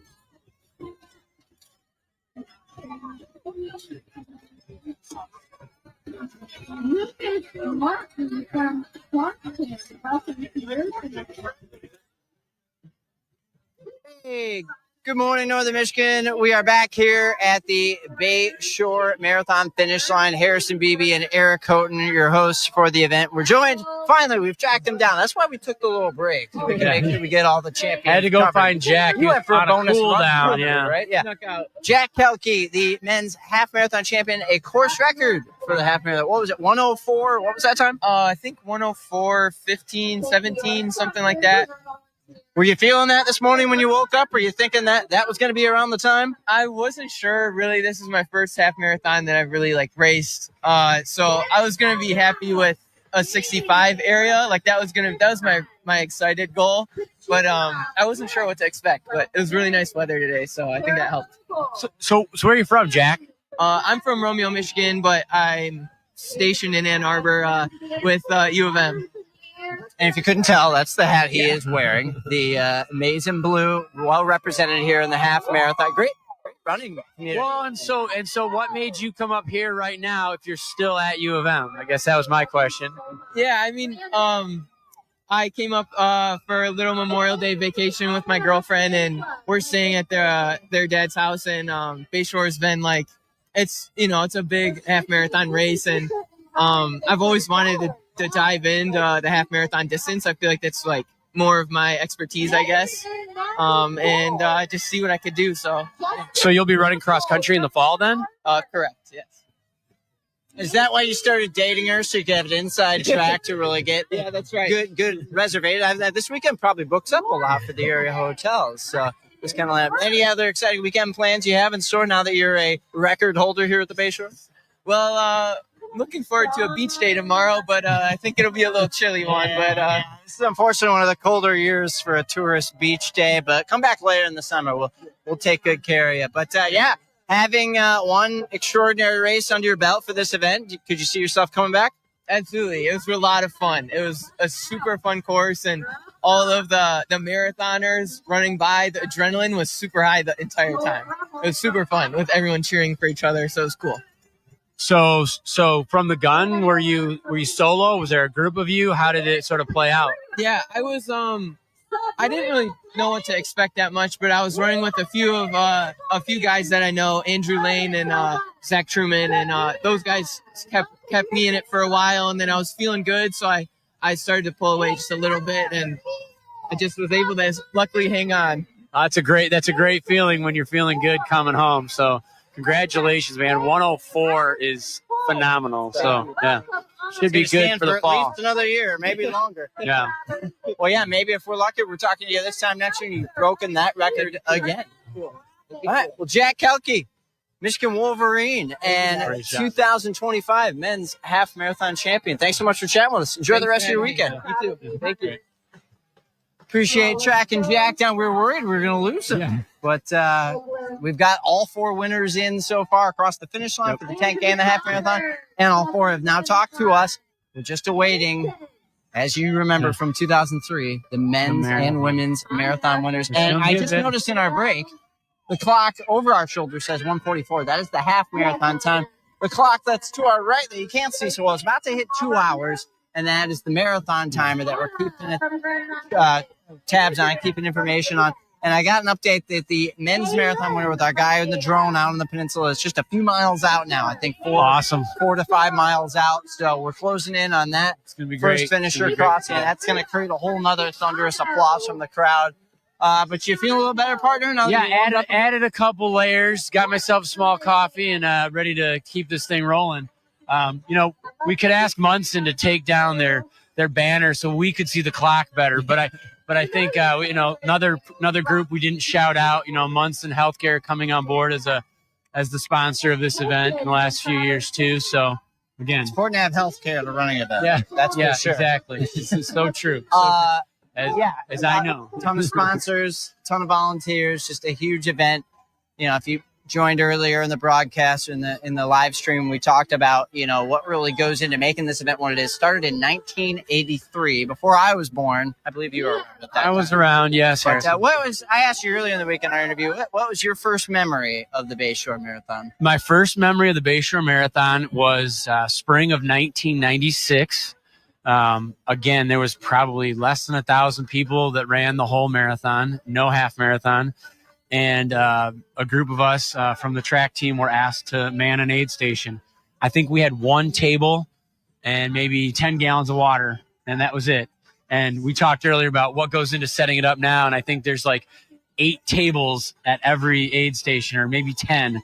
And there's water and there's Gatorade. It's over prepared. Yeah, and so it's like how it's grown has just been incredible. Yeah, I remember we of course, being high school kids, we stayed up a little too late and then had to roll in early in the morning to get an aid station set up. And I just remember we were sitting out there at Archie Park, and that was a great experience, And then my second experience really was in 2001. The 2001 marathon was a great marathon because a Traverse City Central alum, Mike Franco, I'll give him a little shout out.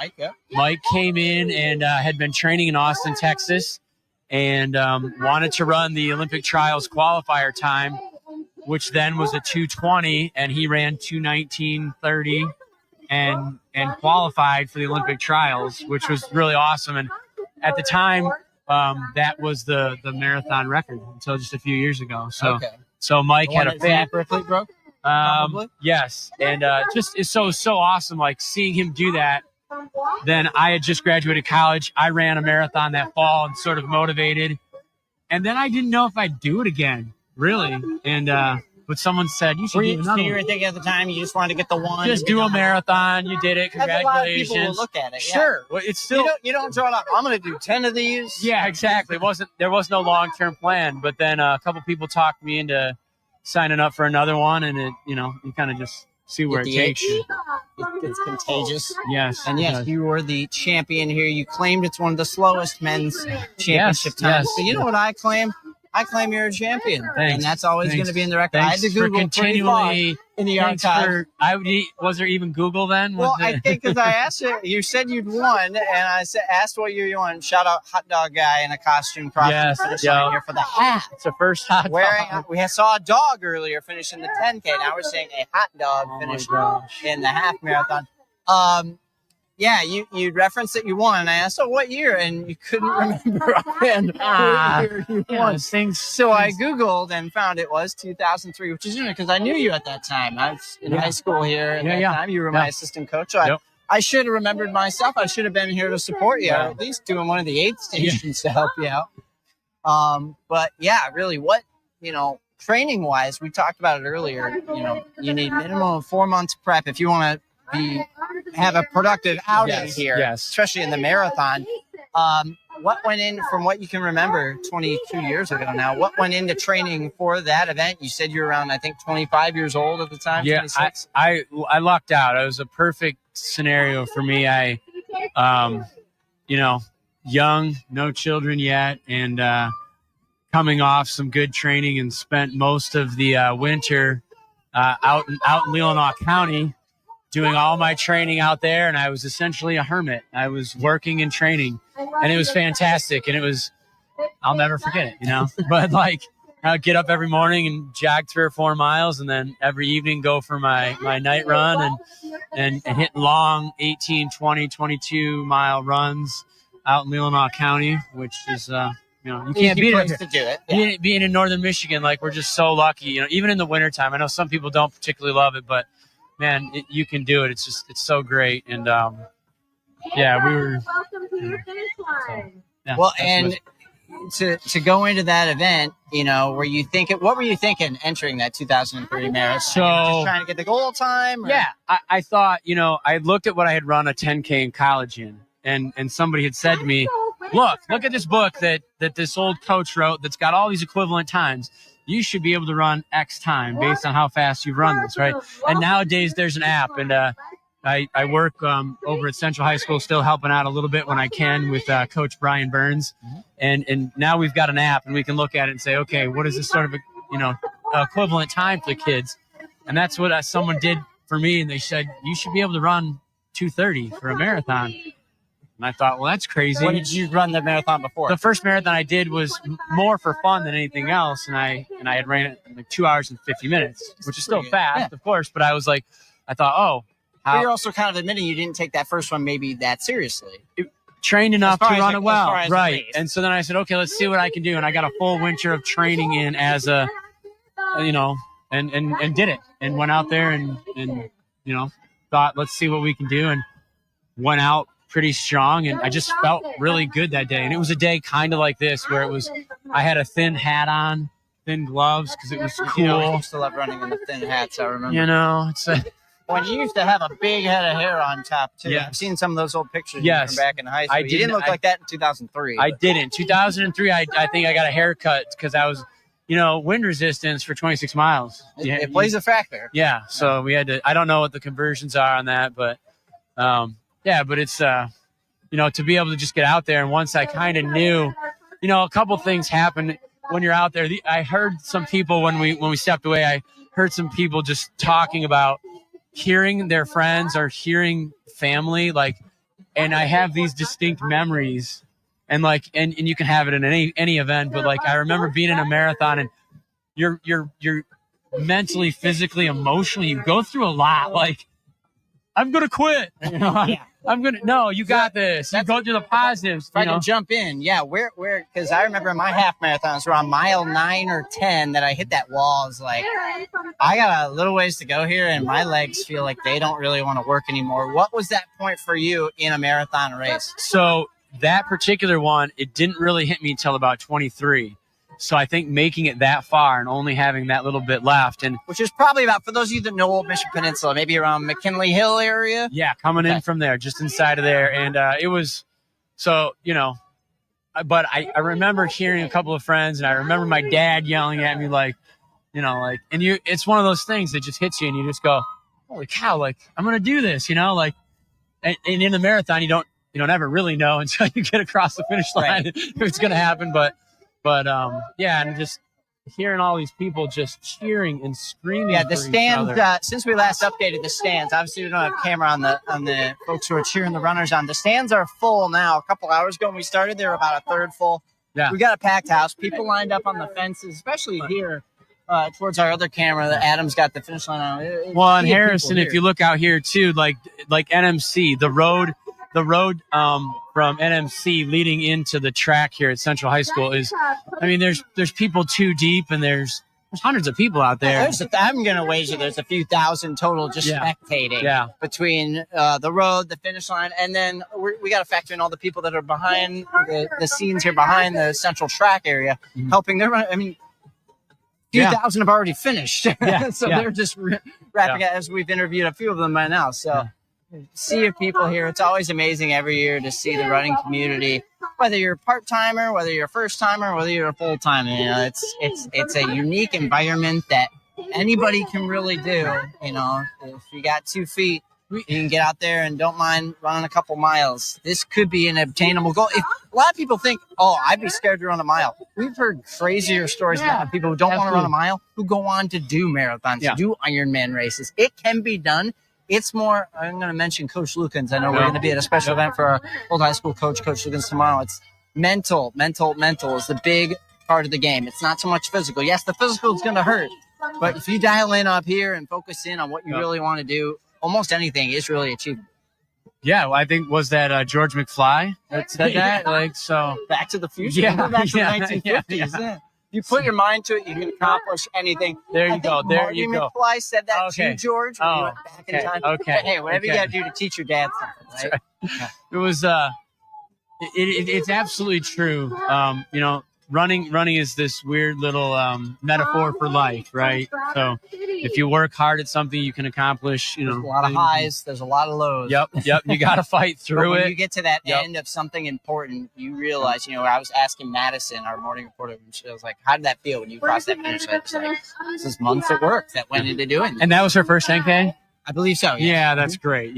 So like everyone's got their story, and what do they do? I mean, I was out at the half marathon start with the group of boys today, and it just brings up a story of some of these guys, Zach and Lawrence and Neil, and where these kids were as freshmen and where they get to by the time they're seniors, and now they're out there, they get up so they can be out there before 5 a.m. They're high school about runners. I thought these are high school seniors that are runners, right? In the race today? No, they're not in the race. They're volunteering. Gotcha. And they're out there, and these people are getting off the bus, and they're cheering them on. And the mood and the atmosphere of these people who have chosen to get up at 4 a.m. to catch a 5 a.m. shuttle bus from here out to Devil's Dive. These folks are like so happy to be up and out there, I tell you what, my friend, I know it's been a while. It's been 20 years now since I graduated from here. I remember back then having the energy to be able to do that. I don't know if I have. I'm surprised. Harrison, there were people that were older than you that were. Oh, for sure. But I remember being that age and being able to bounce back and be up in the morning and have energy to do things like this. And now, the older I get, where is that? Just spontaneous energy that I would corral. And I know you probably know what I'm talking about. But it's just part of life. Missed the high school years, but having said that, I'm glad I'm not in high school anymore. yeah, it's a different game nowadays for sure. But we are reporting here from the Bayshore Marathon finish line for the third year in a row here on UpNorthLive. So thank you so much for joining us this morning. People could be tuned in wherever. Just got to be on Facebook or X or YouTube. This is my first time on Facebook, X, and YouTube. On the UpNorthLive platforms, and we're so happy you joined us, helping fill in for Lisa Taylor, who's usually helping man this ship. But we'll see if she makes it back next year. We'll see what the fans say out there. She said this was her first marathon she was missing in how many years? Yeah, ever? I think they moved to Traverse City right around that first marathon, late 80s, early 90s. Or at least when she here's a story. I decided to run cross country in 8th grade instead of play football. That was sort of my catalyst. My friend said, you really shouldn't play football anymore. And so I went off to the cross country team, and this new young lady had moved to town at the time from downstate. Her name was Lisa Taylor, and she was my middle school cross country coach for 8th grade. Yeah, so it's funny. Lisa played my middle school time. She referenced I got a 2-mile record, and that was kind of she was one of the early ones to point out the success I was having in this sport. Yours was football. I was cut from 7th grade basketball. That was my heartbreaking moment. I thought I was going to have a career in the NBA. I do NBA highlights for TV. That's kind of fun, but never did get to even play at Traverse City Central's historic gym. But blessing in disguise. I got to run at the state finals 4 years in a row for cross country. You helping me every step of the way, so that was fun. And getting the chance to be in this environment. When you complete a big time run, it is, for those of you who haven't done it, for those of you who have done it, you know exactly what I'm talking about. For those of you who haven't, it really, there's a lot of hard work that's going to go into making this a reality. But when you cross that finish line, you get that medal, and you can finally unwind a little bit and get your senses back and realize what you've accomplished. It is there's a reason so many people do it. And there's a reason so many people come back and do it again. Because it really is a mountaintop that. Look at these people, Harrison. You got people waving to their family in the crowds. I saw one guy literally walked over and pulled his child out of the stands to jog across the finish line with him. Another gentleman taken his hat off, and he's whooping it in the air to try and. We had a guy run with the USA flag. Yep, USA flag. Weekend, very special there. We had a hot dog with her dog. We had a hot dog. We had a dog. We're looking for any and everything here. I'm waiting for a Mardi Gras float to swing by here. Yeah. That's about the only thing that would surprise me at this point. I think I've seen guys, it wasn't the full marathon. I guess people running like those T-Rex suits that they have now. I think I remember in years past. Seems like a bad idea. I think doing the event's hard enough. Yeah, but I remember it all these years later. So they did something right. I don't know if that was the goal, just to burn it in my brain. But I love the signs too. People have the the signs supporting their loved ones. You're doing. Some of these people are just here to support everybody. There isn't even someone in particular. They're just here to watch these runners do their thing. We have, I mean, an incredible community. Like from going back to the 50s and 60s and the track clubs start to all of the high school programs. We have Traverse City West, Traverse City Central, Traverse City St. Francis, and even all the other schools in the area. We're hosting the honor roll meet again on Tuesday night. The John Lober Record Eagle honor roll meet, and we get all the schools from the area, and it's just like, so there's just such a strong running community from the young to the young at heart. I think I heard a gentleman is in his 80s across the finish line right before we punched back up on the live stream. And yeah, I mean, it's any age. You can if you have the drive and ambition to do this, you could be out here next year, 2 years, whatever it takes for you to really want to jump in and be a part of this. Or if you're just watching from the other side of the world right now, you'd be 9 p.m. Saturday night, and you're taking time out of your busy Saturday night overseas. Wonder if any of my colleagues from overseas have tuned in. I'm guessing no. So yeah, it's you can come next year, and if you're not ready to run, you can come and volunteer. We always need more First people. timers, just come check it out. Just be here for one morning and see what really, I don't think our cameras really properly do it justice. It's great that we have this opportunity to show people what it looks like. True. I think you really got to be at the ground floor. I glanced at the clock when you were just talking about that last story. We just passed 2:15 for the marathon timer. Oh, that's the marathon over there is 2:15, 2:16. So we've got to be getting pretty close, very close here. Yeah. About 4 or 5 minutes out, they're saying. 5 minutes, they said. Okay. So we're getting close. Exciting stuff here. Still have a ton of half marathoners, of course, crossing the finish line. If you're looking out for the person you want to see be a part of this, there's still plenty of. It's a white bib. I didn't know which race was the white bibs. I'm gonna guess he's not the marathon winner. Yeah. But we've got green bibs of the 10K finishers. Still a few of those crossing by. Ton of red bib runners that are, of course, the half marathon runners. And in just a few minutes, we expect our first men's champion to cross. And not too far after that, our women's champion. Maybe it's going to be a new champion for the first time in 4 years because Zach Ripley was in the half marathon. Yep. He's not going for a rare fourth. I believe last year nobody had three-peated ever for the men's marathon. I believe that's true, too. First time to do that. And hey, at some point, you got to change it up. I get it. I would have selfishly liked to see Zach go for 4, but I understand, hey, life commitments are what they are, or whatever it was going to make. Or maybe he just wanted to try something different. Yep. Beauty of this event. So we'll have a new men's marathon champion. Hope to talk to him. We've caught up with all 4 of our champions already so far. And we haven't heard anything from the women's to know how far out they are, what we're going to see there in terms of time. But that record has gone down a couple of times in the last few years as well. 2 years ago when we first did this live stream, I believe, at least at the live timing, and I think they were, always double check that stuff later to make sure. But I think at our broadcast, we had learned that 3 or 4 records of the 6 had gone down. So that 2023, it would have been, was a historic year for this event for sure. Well, yeah, I mean, just, this. And that was the first year that they allowed the marathon timing, Boston Marathon qualifier timing, I believe, as well. Or is it Olympic? No. Maybe I'm mixing that up. I don't know. They've had it. They've had Boston qualifier. I must be thinking of Olympic. They had that we had an Olympic qualifier at this event. Yes, 2 years ago. Yes, correct. Since at the new standard. So it's that'll be interesting to see how everyone's feeling when they come in, but still, there's just a light breeze out there, and it still seems pretty cool. Yes, it does. We touched on that earlier. If you're just joining us now, a little colder than your average Bayshore Marathon, but not tough to deal with. And as Eric and I hammered home, Eric won the race in 2003. This is the perfect temperature for runners. Yeah, absolutely. He and I are in kind of wintry coats right now, and that's a little unfortunate for late May, but we'll put up with it. It's not windy. The big 3 you don't want to deal with outside are cold, wind, and rain. Yep. We think, and it's not even cold. It's just colder than you'd want. Yep. for the first weekend, unofficial weekend of summer. But the runners, They're loving you'd much rather have 40s than 80s. Yep. I tell it to anybody all the time. You think you'd want the sun and the warm temperature? No. When you're running, if you've never been in these races, you sweat.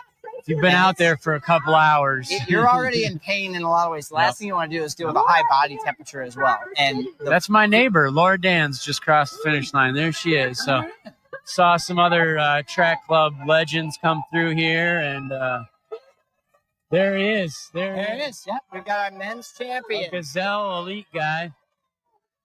2:05.7. 220. Oh, yeah, sorry. Harrison's giving him a near world record there. Closely. Well, I gave the women's half marathon winner a minute and 30 seconds. Yeah. So he was he's gonna 2:20 something. It looks like. So that's just fantastic. I mean, that's unreal. 2:16 was the record. So just a few minutes off the record, but still. But Zach ran an extraordinary time when he got that record. And 2:20 is also a very these last 3 or 4 years. So the record there was actually the original record was set like the first or second year, and then it wasn't broken again until Mike did it in 2001, and then it stayed that way for till 3 or 4 years ago. And so there's only been a handful of people ever that have broke 2:20 on this course. So that's one of the top 10 times ever on this course. Yeah, he looked like he was moving pretty good. That's great. Yeah. Did you catch his name? I think I missed his name. No. Maybe we can track that down. Second place for the marathon. Flying through on the island. He looks pretty good. really He's waving to the crowd. Smile on a wave. Yeah. That's awesome. Probably is running inside. He's dying. So the marathoners are flooding in now. That guy for third. They ran for 2 hours and 22 minutes, and they ended up separated by about 5 or 6 seconds. Just how much? Do you remember how much you won by in 2003? It was a fair amount. That, like I say, the crowds were lighter that year, and there was bigger gaps. So just sort of as a comparison, I ran the marathon in 2022 here. 3 years ago, and the times at that marathon, 50 runners deep, would have been the year I won would have been like 5th or 6th place, right? So the marathon's just gotten so much stronger here at Bayshore, and in fact, I think in 2022, if you took like the 50th place guy here and the 50th place guy at Detroit and the 50th place guy at Grand Rapids, we actually had better runners at Bayshore than they did at Detroit and Grand Rapids, which are they have bigger races, a little bit bigger races, right? So, but now it's like it's what's the quality looking like? So it's. Well, you said you ran the Chicago Marathon, right? Chicago was the first one I did. Yeah, and that is right through downtown. Yeah, all through town. Yeah, it's great. Yeah. But even you would admit, and you're probably a little biased being from here, something about the Old Mission Peninsula scenery is, and it's cool to run one downtown. I've always thought about the Detroit Marathon because I go to Detroit on my sister lives down there. Yeah. I know you go to Isle Royal, or not Isle Royal, the island out there. Belle Isle. That's it. That's the one. Isle Royal's up in the Upper Peninsula. Any geography whiz is calling. More than my Detroit ties. But you go across the bridge as well and through the tunnel. There seemed like a lot of unique ways to run a marathon. Yes. I heard now you need a passport on you to run that one. Well, just in case. Well, the first year I ran the marathon was 2001. And that was unfortunately that fall was right after 9/11. And my wife was scheduled to run the Detroit Marathon, and they changed the course like a week before the race. Not going to Canada because they couldn't deal with going into and out of. So she didn't get that great experience that I did a few years later when I did Detroit and got to go through the tunnel and over the bridge and all that stuff. So Belle Isle and not Isle Royal. If you made it up to Isle Royal, you got a wrong turn in Detroit. That's for sure. So the Detroit Marathon. It's always seemed unique. The Chicago was pretty nice, but there is something about being here in Traverse City, running along East Shore Road, Bluff Road, along East Bay. And you hear it from all the people who are first timers for this. Yes. You hear about it, but then you come out here and you're like, this is just really like it's a gift. And it's perfect. We say it's flat and fast, and it is, but there are just a couple of little bumps out there that just sort of like change your foot strike and how your legs are moving and change things up for your muscles that I think actually helps just a little bit. It's not perfectly flat. And so It's just such a great course, and I mean, you're looking over your right shoulder. There's the bay. On your way back, it's over your left shoulder. It's just right there. It's magical. Well, you pulled out a golf term for describing the terrain. Undulating, Which, just small I only undulations. think of for greens, Small and putting, but undulations. you were Yes. describing the running condition. Yeah. So if you like golf, hey, Mhm. maybe running could be for you too. Yeah. Maybe It's, some of these guys, I bet some of these guys even have a tee time this afternoon. They're running the race and they want to get at a golf round this afternoon. Yeah, a few years ago, I remembered mowing my lawn after running a marathon. That was a bad idea. That guy's flying too, 225. I think we've got five guys in now. Maybe I was looking over the table there. I saw the 3 right away, and then the 4th and the 5th. Yeah, so 5 guys in under 225. So just to go back to my point, 5 guys have run faster than what you have. Hey, that's all right, man. That's all right. I'm just saying. You can only compete against it. And to me, it's, we the old coaches were talking the other day. We had to run in uphill both ways in the snow in cotton clothes, and these kids in their super shoes. Right? These kids in their super shoes these days. You've been obsessed with the shoes. I know. You've been asking about all the shoes. We are hoping to hear from our men's marathon champion. I haven't seen them. We got spoiled with the 10K winners. They were we grabbed them right away. They They weren't passed out somewhere. We would like to talk to the men's champion here in just a few minutes. Learn about that 2:20 time, which is, like you said, a top 10 men's marathon run for the 40 plus times this race has been run. Yep. If you can crack the top quarter. Yep. You've probably done something right. Yep. I'd love to hear, we'll hear his story. Where he's from, what his training was. He knows you won in 2003. Yes, I'm sure he did. He probably looked Scouting like your tape. Looking at him, he looked like he might not have been born then. To be honest, he was. Yeah, that is the problem. We got a hot race here in the half marathon. A couple of guys decided to start kicking. Some guys do that. Yeah, they save it. They realize that can happen, though. We talk about people who burn out too fast. There's probably a ton of people that play it very safe, and then they get to the finish line. They realize, there's the stadium. And that probably helps them want to come back for more because they say, I have more in the tank. I was in better shape than I thought. I was just thinking they saw their family members, and they're like, now let's run. Let's go fast. Did you see that guy in the hot dog costume? Maybe they'll have hot dogs at the finish line. I could go for one of those right now. Well, you were telling me you heard a guy at one of the support stations was grilling pancakes this morning. Yeah, no, right? And he was just literally on the course, just a guy hanging out with his family, grilling and they had pancakes on the grill, and they had a bonfire going, and as I say, it's just another thing. You just talk about this community and all of the support that goes into it, and then to have the people out on Old Mission Peninsula, give us their support and be a positive thing for our runners. It's what people rave about in the post-race reviews and why they're excited. So I'm looking for a couple of my friends that are out there. Jesse Saxton, is that what you guys told me in the back? I'm getting word from my crew behind the scenes. Nice. Harrison's got connections. Jesse Saxton was our men's marathon champion. 2:20:11 for the clock time for that, which is, as we've hyped, any time around that number for 26.2 miles. That's something to be proud of. Jesse Saxton, your men's marathon champion. The women's champion should be in pretty shortly. Yeah. A few more minutes. We'll keep an eye on it. It's our final winner where we've had 5 champions crowned. We have one more to go. Plus the kids race. We want to give a shout out to the kids. We won't be live streaming the kids race this afternoon, but we do want to mention them. It's a great event to really get the young runners involved because, after all, in 10, 20 years, they're going to be the ones winning this event. It can be a lifelong sport, and whenever I try and encourage that when I coach kids, there's this competitive aspect to it, but really, it's just a healthy lifestyle choice you can make. Mike Miller, our chief engineer, crossing the half marathon. Nice of Mike to acknowledge me as he's finishing. He's been a runner, though. This isn't his first rodeo on the nice. Good for him. No, I was just saying. You referenced your neighbor, and he's my work neighbor. And it can be like a lifelong sport, right? You can come out and be here and do it and just keep going for it, and that's what it's really all about. And these people come back year after year, they enjoy it.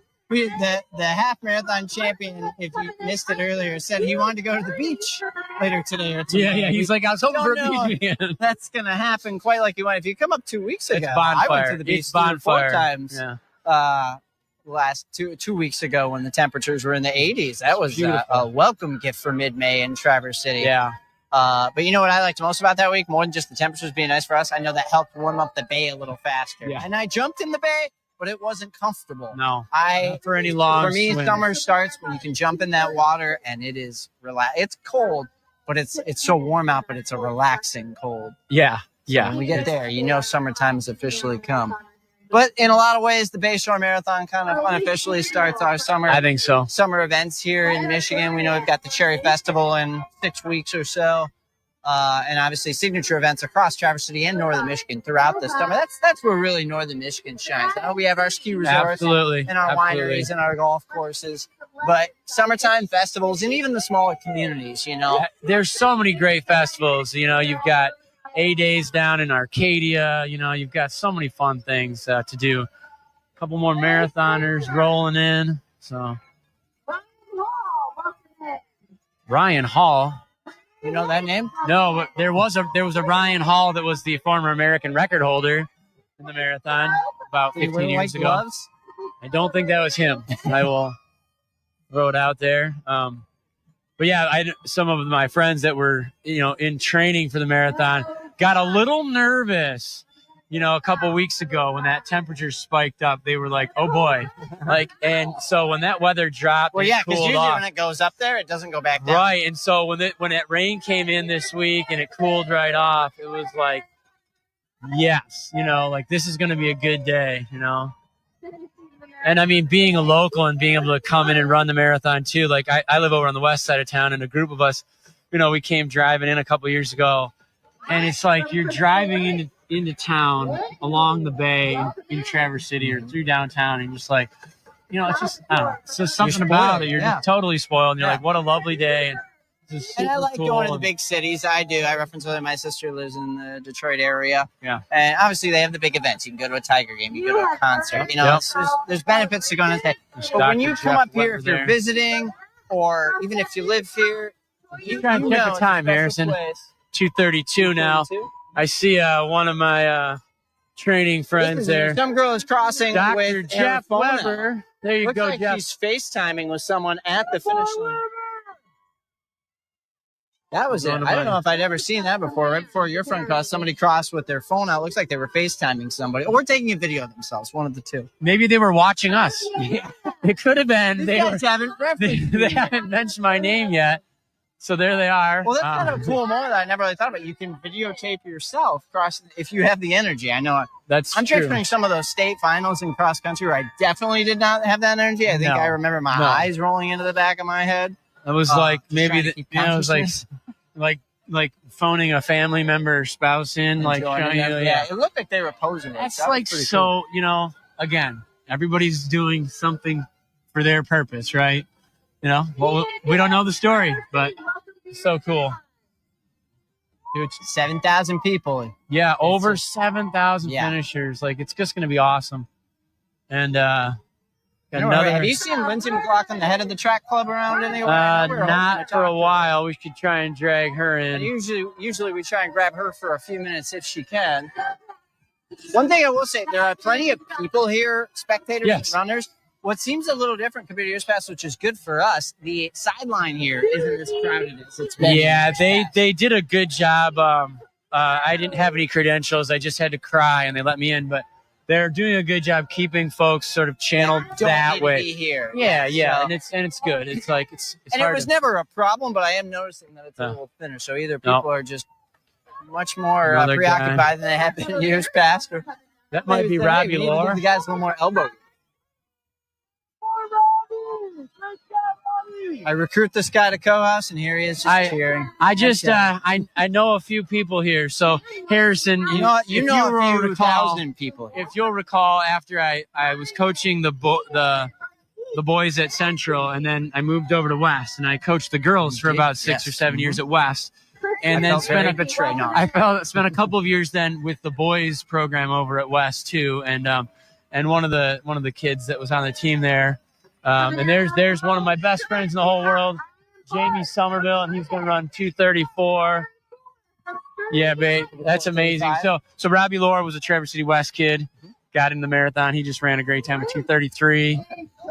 And there's Jamie Somerville's middle school teacher up at or a high school teacher up in Elk Rapids, from Onekama grad that didn't start running until mid to late 20s. Decided to get into it, and now he just ran a 2:34 marathon. So he's an animal. He's an animal. Referenced earlier, if you feel like you missed your window to do this, chances are you didn't. It's really just committing yourself to the idea of it. If you've ever thought maybe I could do something like that, give it a try. What's the worst that could happen? I guarantee you, if you asked almost everybody who crosses the finish line today, they have no regrets of their decision to do this. Even if maybe some of them are scared away from ever doing some of it again, I guarantee they appreciated the process and effort that went into crossing that finish line today and being a part of all of this. So, unless they had some sort of terrible chafing issue, then maybe. They're like me. I'd have the cramps because I didn't properly juggle the food intake beforehand, or I just wasn't. Another fun fact I learned when I started getting into running, they always say, like, you want to prioritize the night before for everything, but the kind of rumor is it's the night before for your best dinner and your best night's sleep. Yeah, because the one night's not going to impact you so much as having a couple bad nights. You'll have adrenaline. I've definitely done a 15K at the Cherry Festival off 4 hours of sleep. Wasn't ideal, but I've definitely done it. You'll have adrenaline that'll get you through that. It might be, that week's preparation that's really going to lay the breadcrumbs to how you perform at a given event. Well, and you mentioned earlier, you stayed up late doing the 11 o'clock news, and then here you are bright and early doing the live stream, Harrison. You still got it. My friend. Something like that. I'm losing track of what time it is, but yeah, I know. Well, in real time, I don't know. In race time, we're at 2:36. I have that clock, thankfully. It was like, I have no idea how many people are still out there. Let's think about this in our heads. We still have almost all the marathoners. I think we've seen about 15, 20 guys people. come in. We've probably of the 7,000, we've probably seen 2/3. Yes, crossed, I would guess. Roughly. Yes, all of our 10Ks are in. More 10Ks are still coming by. But, Yep. We're really starting to wind down now. So half marathons are in the red, and the full marathons were white or yellow. And I see yellow's the marathon. No. Okay. We saw a white bib, and I'm still wondering what the white bib. I think that guy signed up for a couple of races this weekend and grabbed the wrong bib when he woke up. He's like, I remember seeing that color. Jeez. But hey. But I see Joe Diamambro, the race director out there. He's out there high-fiving people on the edge of the track as they come in, which is it's just great, right? Like cheering each other on. And I'm gonna tell a great story real quick, and it was with the Cherry Festival races, but the start and being confused about the start time. You remember Ryan Harper, my team? Oh yes. We were doing one of the there's the 5K and the 15K at the time. I was lined up for the 5K. He joins me and starts, and I look at him like, "What are you doing, man?" He was doing the 15K, but he had started with us in the 5K. So even with the bib colors, there can be some confusion. So if you're running, I recommend for sure when and where your race is starting, and listen to the announcer before. Yes. Because I told Ryan about half a mile into his 5K when he was supposed to do the 50. I'm like, hey man, you're in the wrong race. we were out at the half start, and everybody's piling off the buses. 5 or 6 buses pull off at the same time. Everyone's climbing off the buses, and we're wishing them well and hoping everyone's doing okay. And this one guy doesn't get off the bus, and I said to the bus driver, and he looks at me and he says, "I'm in the marathon." So he rode the bus 13 miles out for the half, which basically took him out of the running. Basically had to drive. He was very lucky because he was on one of the earlier buses, I think. Okay. So I think he was going to make it back for the start. They do credit to those buses. Find out if he made it or not. I should find out if he made it or not. This is this morning. They do get you out to those locations pretty quick. So yes, if there is something you have to adjust to make it in time for that. Yeah. Wow. That's you got to make sure it can be confusing with the 3 races. Yep. Do you recall when that you referenced earlier when you first heard about the event? It was just the marathon. Do you remember when the half was added? No. I think it was in the 2000s. Yeah, it was not that long ago. Was it there when you won it? No. Okay. No. It still wasn't there in 2003, so I believe it was a mid to late edition, and it is the hot seller for this event. 3,400 people registered for the half Yeah. marathon within minutes. Yeah, and like we talked about, it is just slightly more approachable than the full. I jokingly said I don't consider it a true event. I tease I said tease that on a live people. stream, so I know some took people, that forever. but this is me being that Having guy. only run that, Being full that marathon, guy. I do consider it No. an event. So, all right, this might be our first female Yes. finisher for the marathon. You can't tell from the crowd. 240, 240. just over 240. Oh, that was she looked fantastic. She was rolling in so strong. 240 something, so close to breaking 240. I think that's a couple minutes off our best. You are gonna bomb. I was wondering if you were gonna bomb the live stream. Local. This is Jamie Somerville, class of what year of Onekama? 2001. There you go, 2001 Onekama grad. Just ran a 234 today. I think so. 234 high. Big PR. See, running brings people together. This is what it does. This Yeah. guy's the legend right here. Get out of here. He was my assistant coach. This is how it goes. Congrats, buddy. That's awesome. Dude, it was so great seeing you. Yeah. This is the other thing about running too. When you spend hours upon hours with people training, I've spent hundreds of hours out on the old Mission Peninsula or out on Leelanau Peninsula running with that guy, and it becomes You see each other, yeah. It becomes this kind of friendship that's different than other You bond friendships. over something that's different, and you and I will get to share a lot of those stories tomorrow when we attend our Coach Don Lucan's memorial. It'll be right here at the same track location, which will be pretty cool. A great way. We spent a lot of hours with Coach right here. Mm-hmm. A great way to honor him and catch up with a lot of old runners. But that's the running community in a nutshell. Everybody just, whether you ran a 5K together or you ran 5,000 miles together, it's a way to bring people together. And you saw the excitement on his face when he saw you. So, yeah. Like, I mean, he's after running a marathon. And I was with him in the fall in Grand Rapids. I was injured and I was riding the bike with him at the Grand Rapids Marathon. And I think he ran 237 and he had run 236 or 237 before. So, to get a nice time drop, it's exciting. So. Morgan Coulter, I'm just getting word, was our women's marathon winner. This is a great system. Our crew back in the studio is giving me better updates than people on the scene. It might be to be fair easier to people for on them. the scene, they are running around doing a lot of other jobs. It's not as easy for them to help us as well, but it's great. Our crew in the back, Pat and Tyler in the studio, are keeping an eye on not only us, but the leaderboard as well. The UpNorthLive Skyview drone that's been flying there. That's cool. Great. We'll have to Is there it. just one drone out there, or are there multiple? Just one? I think we just have the one drone, but Dan Tinknell, he actually ran this event last year, and now he was helping us get some Skyview. Is this the first time with the drone out there? For this event. Yeah, cool. Mm-hmm. That's awesome. And that's part of the live stream. I know it's a pretty cool way to just get a great visual of this location. Yes, one more thing than looking at the two of us, right? So well, you do have a great face for radio. Yes.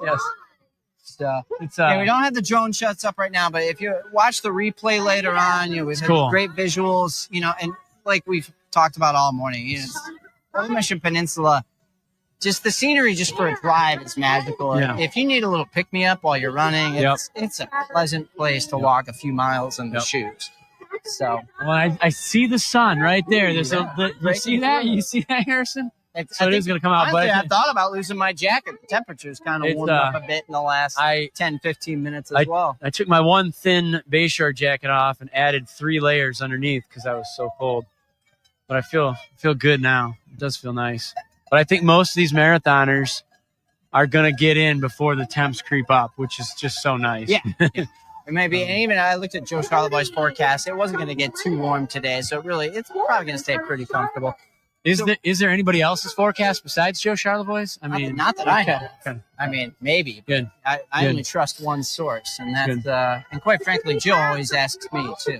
What's the weather going to look like today? I'm like, Jill, that's your job. You got the meteorology. So you're telling me it's really the Harrison Beebe.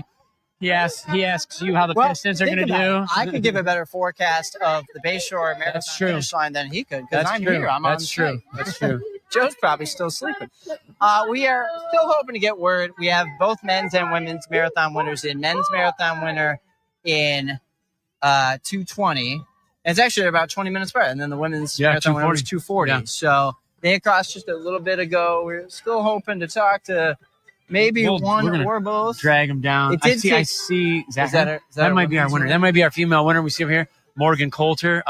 Yep. But here we are, 43rd annual Traverse City Track Club Bayshore Marathon. Munson Medical Center is Munson Healthcare is our sponsor. Just huge shout out to them. Huge shout out to all of our sponsors. Bigger shout out to all of our. Real quick. Yeah, great. And Harrison did spot Morgan, so he's gonna grab her and bring her over so we can get a word from her and find out what is the magic sauce to run a 2:40 marathon. That's really fast. So she was one of our elite athletes that was a part of this event. It's really pretty cool, and you can hear over my shoulder the folks with the sound. So, and here we have her. Great. Yeah, she wasn't too busy. You had your hands full, though, I noticed. Yeah. What was the goodie tray like? It's very, very rare that I ask a winner what the spread was like at the finish line there, but it's pretty good for Bayshore. What did you grab after you finished? I haven't grabbed anything yet. I'm looking forward to the ice cream, though.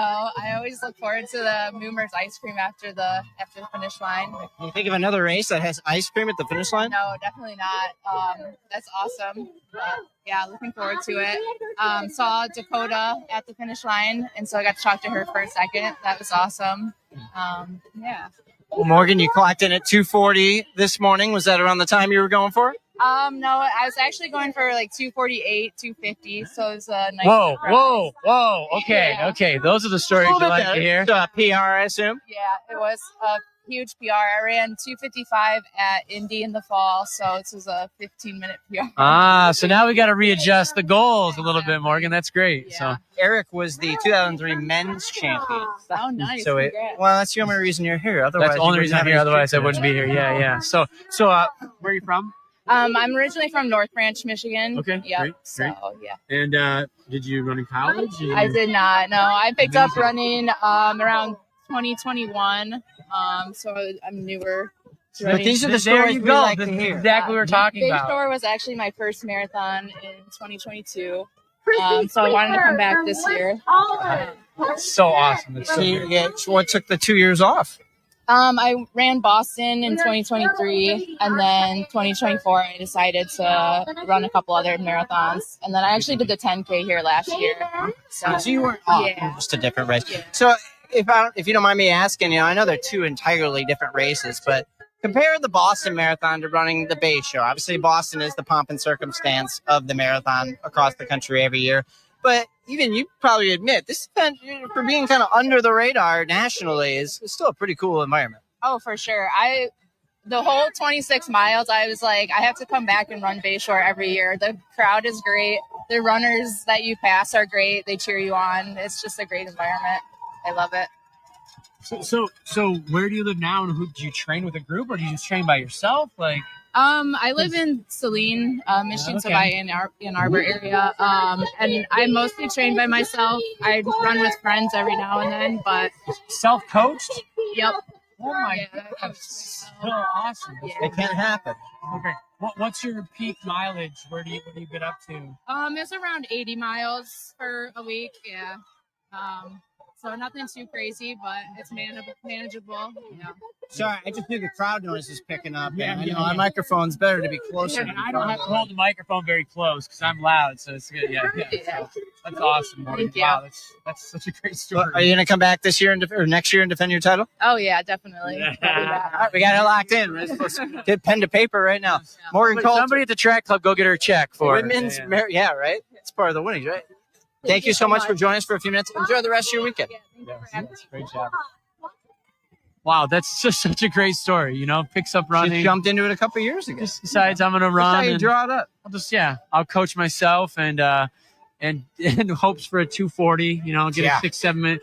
No, or 2:48 is what she was hoping for, and runs 2:40. 8 minutes faster. Yeah. I mean, that's the days. There's the ones you hope for. She is thanking She is thanking the temperature guys out there today. That, again, we don't harp on. It's cold for some of us, but running conditions, that is the best. Look, you stay relaxed. Your body temperature does not heat up. You talk about all the stuff that goes into it, but you have to have a good training block, right? So you can't have those little injuries that creep in. If you're on a 16 or a 24-week training block and you miss 2 or 3 weeks here or there, doesn't mean you can't run the marathon, but it's definitely going to hinder your goals, right? And so you got to have that perfect training block. Then you got to feel healthy the whole time, as far as like you don't get a cold or you don't get the flu and miss more. And you've got to have like that last couple of days leading up to it where you're just feeling healthy and you get rested, and then wake up in the morning of and go, everything's there, and now the weather's there, and that's when you get a breakthrough like that, And so, wow. I mean, and the sport can surprise you. I think that's some of the benefits to her being relatively new to it. She's still getting to those levels where she's doing things like, I didn't know I could do this. Right. Some runners would probably admit you find a level of where you're going to be and you kind of hover around that. You can do different things to lower times, but you don't see those drastic drops like I remember seeing when I was a freshman in high school and be like, wow, I dropped like a minute. Morgan, who won in the women's race, she are by 15 minutes. And we learned that. Yeah. That's so great. So we're going to actually, Eric, can you do me a quick favor? We're gonna send you. I just bailed on you, so why don't you see if you can find Jesse, the men's champion? Yep. I'll go see if I can get him. Back to us. I'll hold on to your microphone here, and I'll kind of hold down the fort. See if we can find him in the next few minutes. We're still looking to catch up to him. Guys in the back, can you remind me of Jesse's last name? Saxton. Saxton. So we're hoping to catch up. He's from Rockford, Michigan, 2:20, a blistering time for the marathon. We're hoping to get word with him. But for those of you either just tuning in or maybe you've been with us the whole time, thank you so much. UpNorthLive, Facebook, X, and YouTube viewers. Maybe you're viewing this a day later, a week later, a month later. Maybe you're viewing this at the 2026 race right before that's getting started. Who knows? We appreciate you tuning in and checking out what Northern Michigan has to offer, what Traverse City has to offer for the running community to put on this signature event every Memorial Day weekend. Now, it's been going on since 1983. Thousands of people embark on the shores of the old Mission Peninsula in Traverse City, running along East Shore Road, Bluff Road. Just great visuals out there. If you've never taken a drive, if you don't want to run, just head out in your vehicle and check out Old Michigan. Drive along those roads and just be in amazement at the pleasant views that Northern Michigan has to offer. And know that those 7,000 runners, 10K race a little different, but the half marathon and the marathon runners are being treated as such luxurious views as they take part in an event like this. And you really, Eric Houghton, the 2003 men's champion, and I, we've been hosting this event for you all morning. And you see these guys crossing the finish line and learn more about their stories. We obviously have gotten to catch up with the winners from all the different races. But seeing these guys cross the finish line, we're still seeing half marathoners cross, full marathoners coming through it in somewhat steady numbers now as we're reaching 2:52. I think we heard that's the second place finisher for the women's marathon just coming across the line.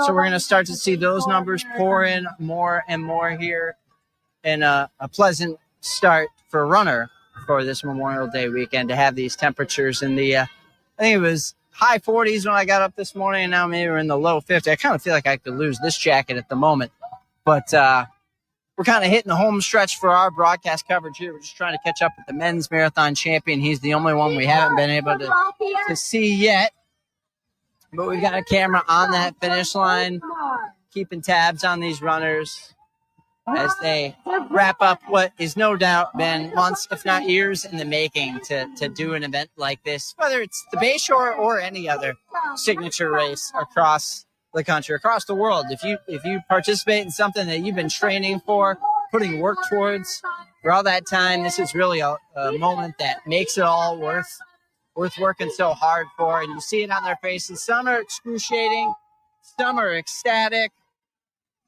but everybody here is sharing in the moment of a remarkable achievement to really cement their 2025. Maybe for some of these people, it'd be some of the highlights of their lives. So this really is a special event that brings 7,000 plus runners. Plus, we want to hammer home the 1,000 spectators. Excuse me. No, there's probably at least 1,000 spectators. Over 1,000 volunteers, either on site here at the finish line or out on the peninsula. It is a really great group of people taking part in this event. We didn't find him. We got people looking for him though. I got multiple people. We'll hang on a bit longer here. You got another couple of minutes. Yeah, I was sitting there cold down on the ground. I realized I should pick it up and drink it, Harrison. Yeah. You don't want it to go to waste. But just had a chance to talk to the medical tent, and Dr. Jim was like super excited that the weather was the way it was this year. He's probably a lot less. Hardly anybody in there. Of course, there's always issues that creep up, but by and large, he said this is what I like as as the medical director. Yeah, you want to be bored. As the medical director, you want to be bored. That is exactly what you want. So he was really happy and pleased, and seeing all these guys rolling in. There's still some time here for some sub 3-hour marathoners. So, which I know is a big goal for a lot of people. Yeah, good. And that's a great way, I think, wrap up our coverage for you and me. We're hitting the 3-hour mark for the main event. But salute to all the runners who are running any of the 3 races today: the 10K, the half marathon, the full marathon, and the kids. Once again, want to plug the kids who are taking part in the event this afternoon. Big accomplishment for you guys. Proud of you. Can't wait to see it. Detroit Pistons, old school throwback. Brett Hill. Oh, no, it's Jaden Ivey. We got Jaden. It wasn't Jaden Ivey. I know that much. He wouldn't be running on that bad leg. But a great event to the Bayshore. 3rd year in a row, UpNorthLive has had the privilege to broadcast it from the finish line on Facebook, X, and YouTube. Eric Houghton. Can I drop the mic or no? Don't drop. I would prefer you not to. Okay, you can drop your coffee. Our company doesn't fund that and have to fix that. Thank you so much for spending a couple hours with us. So much fun, and to all the runners out there and all the spectators. Thanks for chiming in. Yeah. And we survived. It wasn't as cold as we were fearing. This is good. So thank you so much for watching at home. That's just going to do it for Eric and myself. We'll still have a camera up for a little while longer on the finish line if you're still looking for someone that you want to see or expecting them to cross in just a few minutes. So keep an eye. This live stream will still keep going, but that's going to do it for Eric Houghton and myself. I am Harrison Beebe, UpNorthLive Sports Director. It's been a pleasure to start your Memorial Day holiday weekend with you on this live stream on all our social platforms. But be sure to have yourselves enjoyable rest of the weekend and stay safe out there. And hey, maybe we'll see you out here for Bayshore 2026.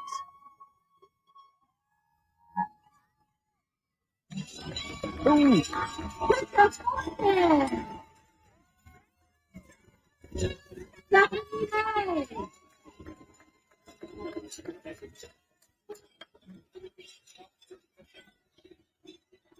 Nicole, yes. Holly Nixon.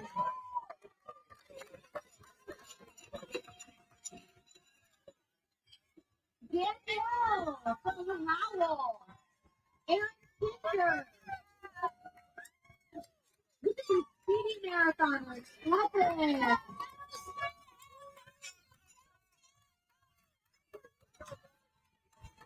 Guys, we got a little sprint to the finish action here. That's Kristen Clark and Kristen Lowe. Go, go, go. Sub 3 hours right there for you. Congratulations.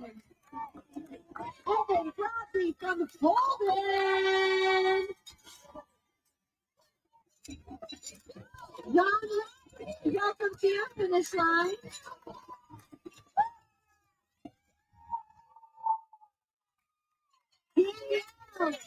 Neil.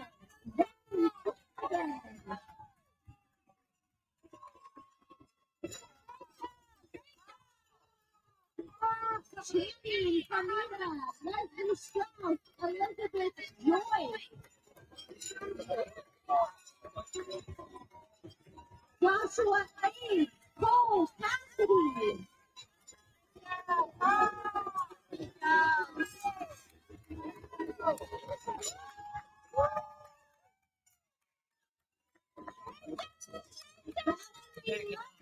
Welcome to the finish line. Doing okay? But battery's good. Wi-Fi is just hitting perfect now. So Jonathan, until 10:30. Cindy, Joseph, Vince.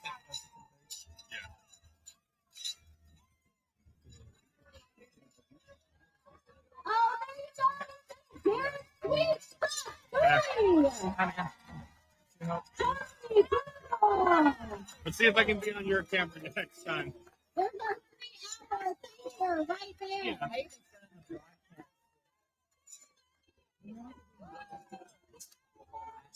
Yeah. We've got our 3-hour feature in to the finish line.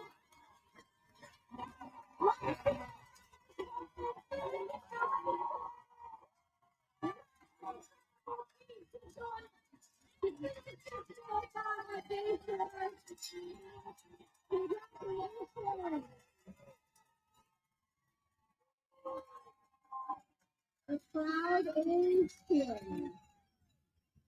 All right, let's hear for Holly Colson from Traverse City, Jordan from Durham.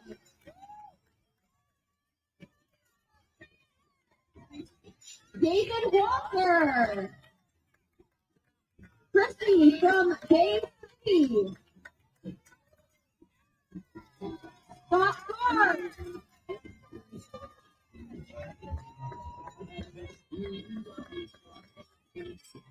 Michael from New York. Karen Barry from Plymouth. Welcome to your finish line.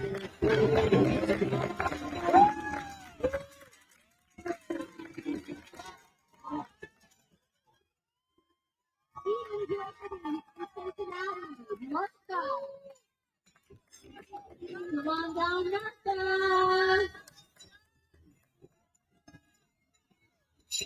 Jack Decker from Troy.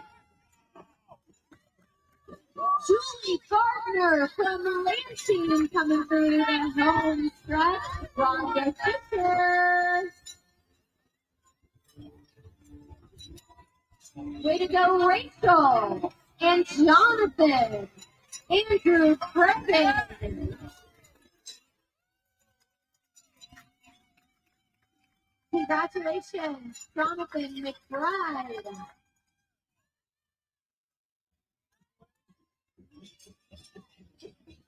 Liam, Jimmy, Marty Dora, Ian, Evan from Atlantic Mom, Amber Lift, Sarah Brown.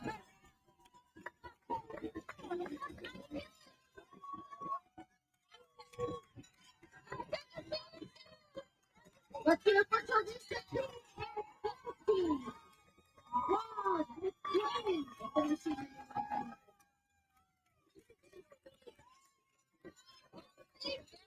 Wendy Beer, Alan Healy. Welcome Amber from Traverse City and Elaine from Traverse City.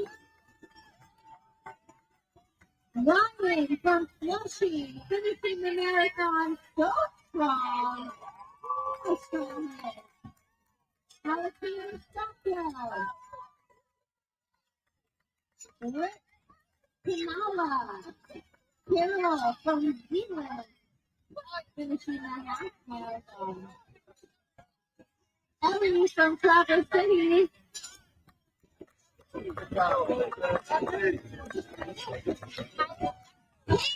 coming in to finish the marathon today. Congratulations, Kate. There you go. April Liu from Louisville. Lauren Tomlinson from Mansfield.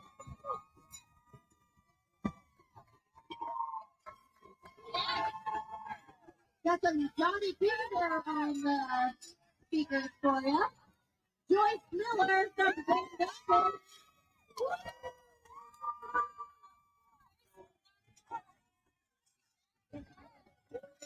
Mitchell Davidson from Chicago. Carl Pfeiffer from Ada. Nathan Wortley. Welcome to your good club.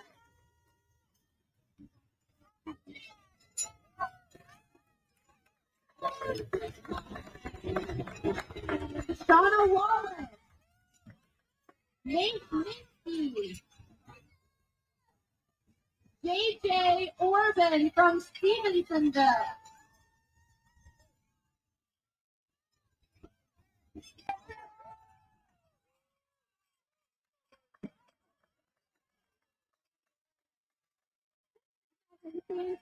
from Ada, congratulations. 3:04 for the marathon.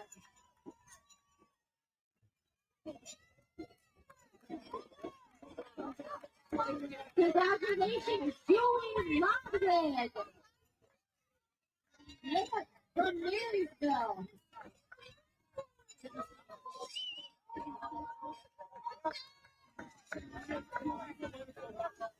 Finishing the marathon so strong right now. This is Josh Person.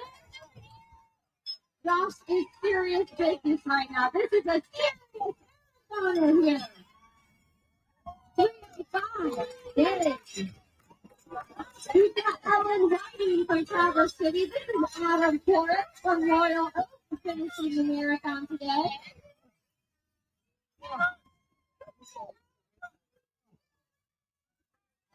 Joseph Nowak, welcome to your finish line.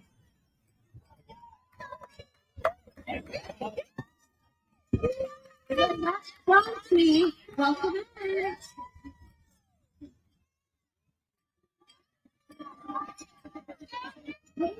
Stop, Shamrock, welcome to your finish line.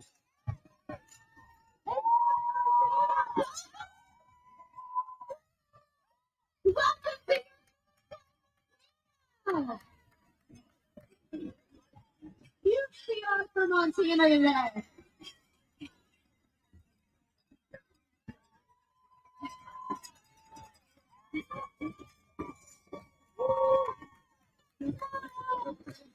Britton O'Morrow, Andrea O'Morrow, Caitlin Randall, Angelica Gusler from Traverse City, Michigan. Ethan from Grand Rapids.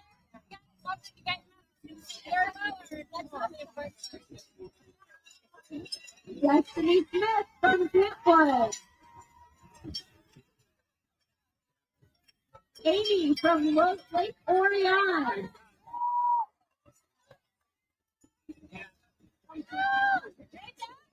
Look at this good cat coming down here. I love the feet, compression shots, looking strong. This is Cheryl Senior Kids and Ender McCoy. Deborah Beeson, Aaron Gilbert, William Wagner, Marion Cardenas, Kristen Tate. Welcome in Jennifer Sampson from Grant. Abby Harrell from Holland.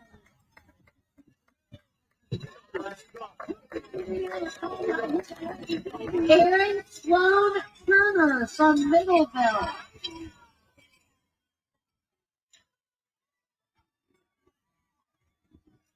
This is your finish line party zone. You've made it to the track and now you can celebrate. Congratulations. 3:08 for the marathon. 2:53 for the half marathon. Susie Warden from Williamsburg. Courtney Warden from Traverse City. Kristen Griffin from Garrison Township. Joe from Saginaw.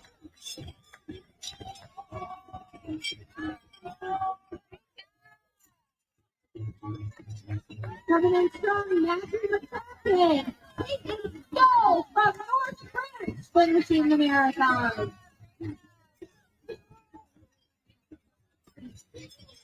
Rebecca coming into the finishing line. Matt Walker from Huntersville. Zach Hawkins from Austin. Maggie Patel from Richmond. Aaron Baker, welcome to your finish line. Celebrating. back to the finish line.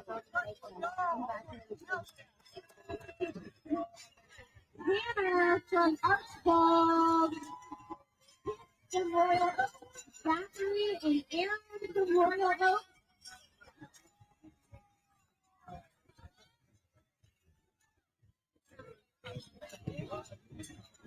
Roy McMullen from Traverse City.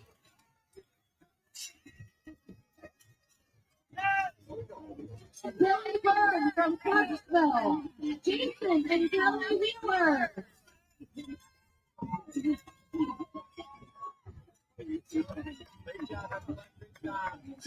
Seth Miller from Kalamazoo. Ryan Jackson from Latinos. Zachary McPherson from Kansas. Anna Corby, Marie Watson. Down to the finish line and celebrate the result. We've got a full finish line party right here.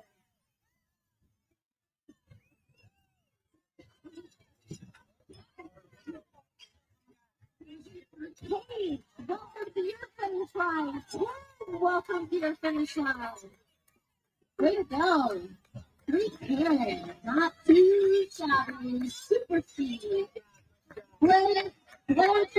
Chris Blanchard, welcome to the finish line. Paula Parks from Flushing.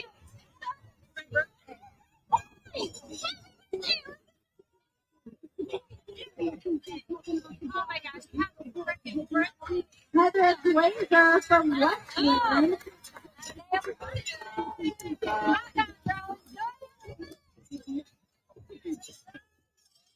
Kate Klein from Chicago.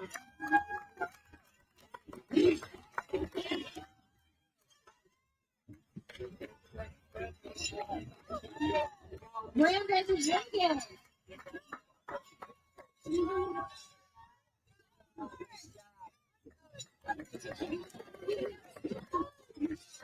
Liam Kelly from Grand Rapids. Welcome to your finish line. There you go. He's enjoying the moment. Yeah. Love it. Christopher Clay from South Lyon.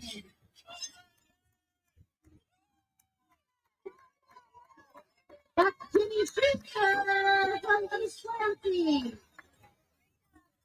Way to go, Jimmy Clark.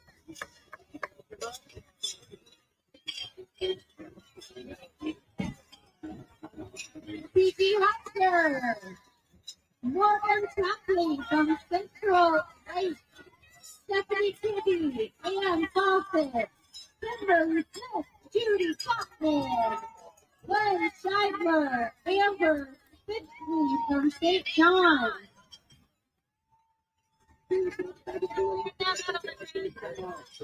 Charlie Lida. Helena Phoebe. Victoria Kitana. Got a backpack on. Let's see what that is. Love it. Go Jordan. Yeah. Connor Davis from Portland. Morgan Sun from Morris Plains. Andrew Moore from Ann Arbor.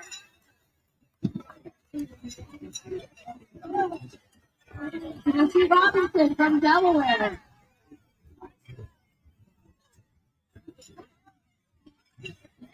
Keenan McGree Sager from Lakewood.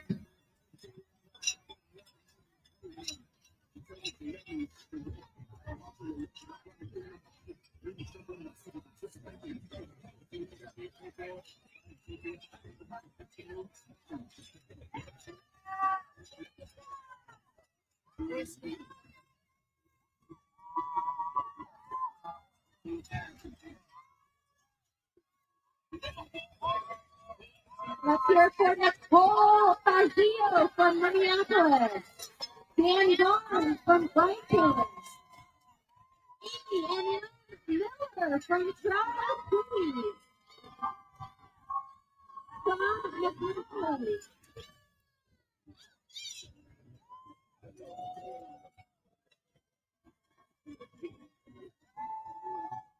Dave Beckman from Cedar Rapids.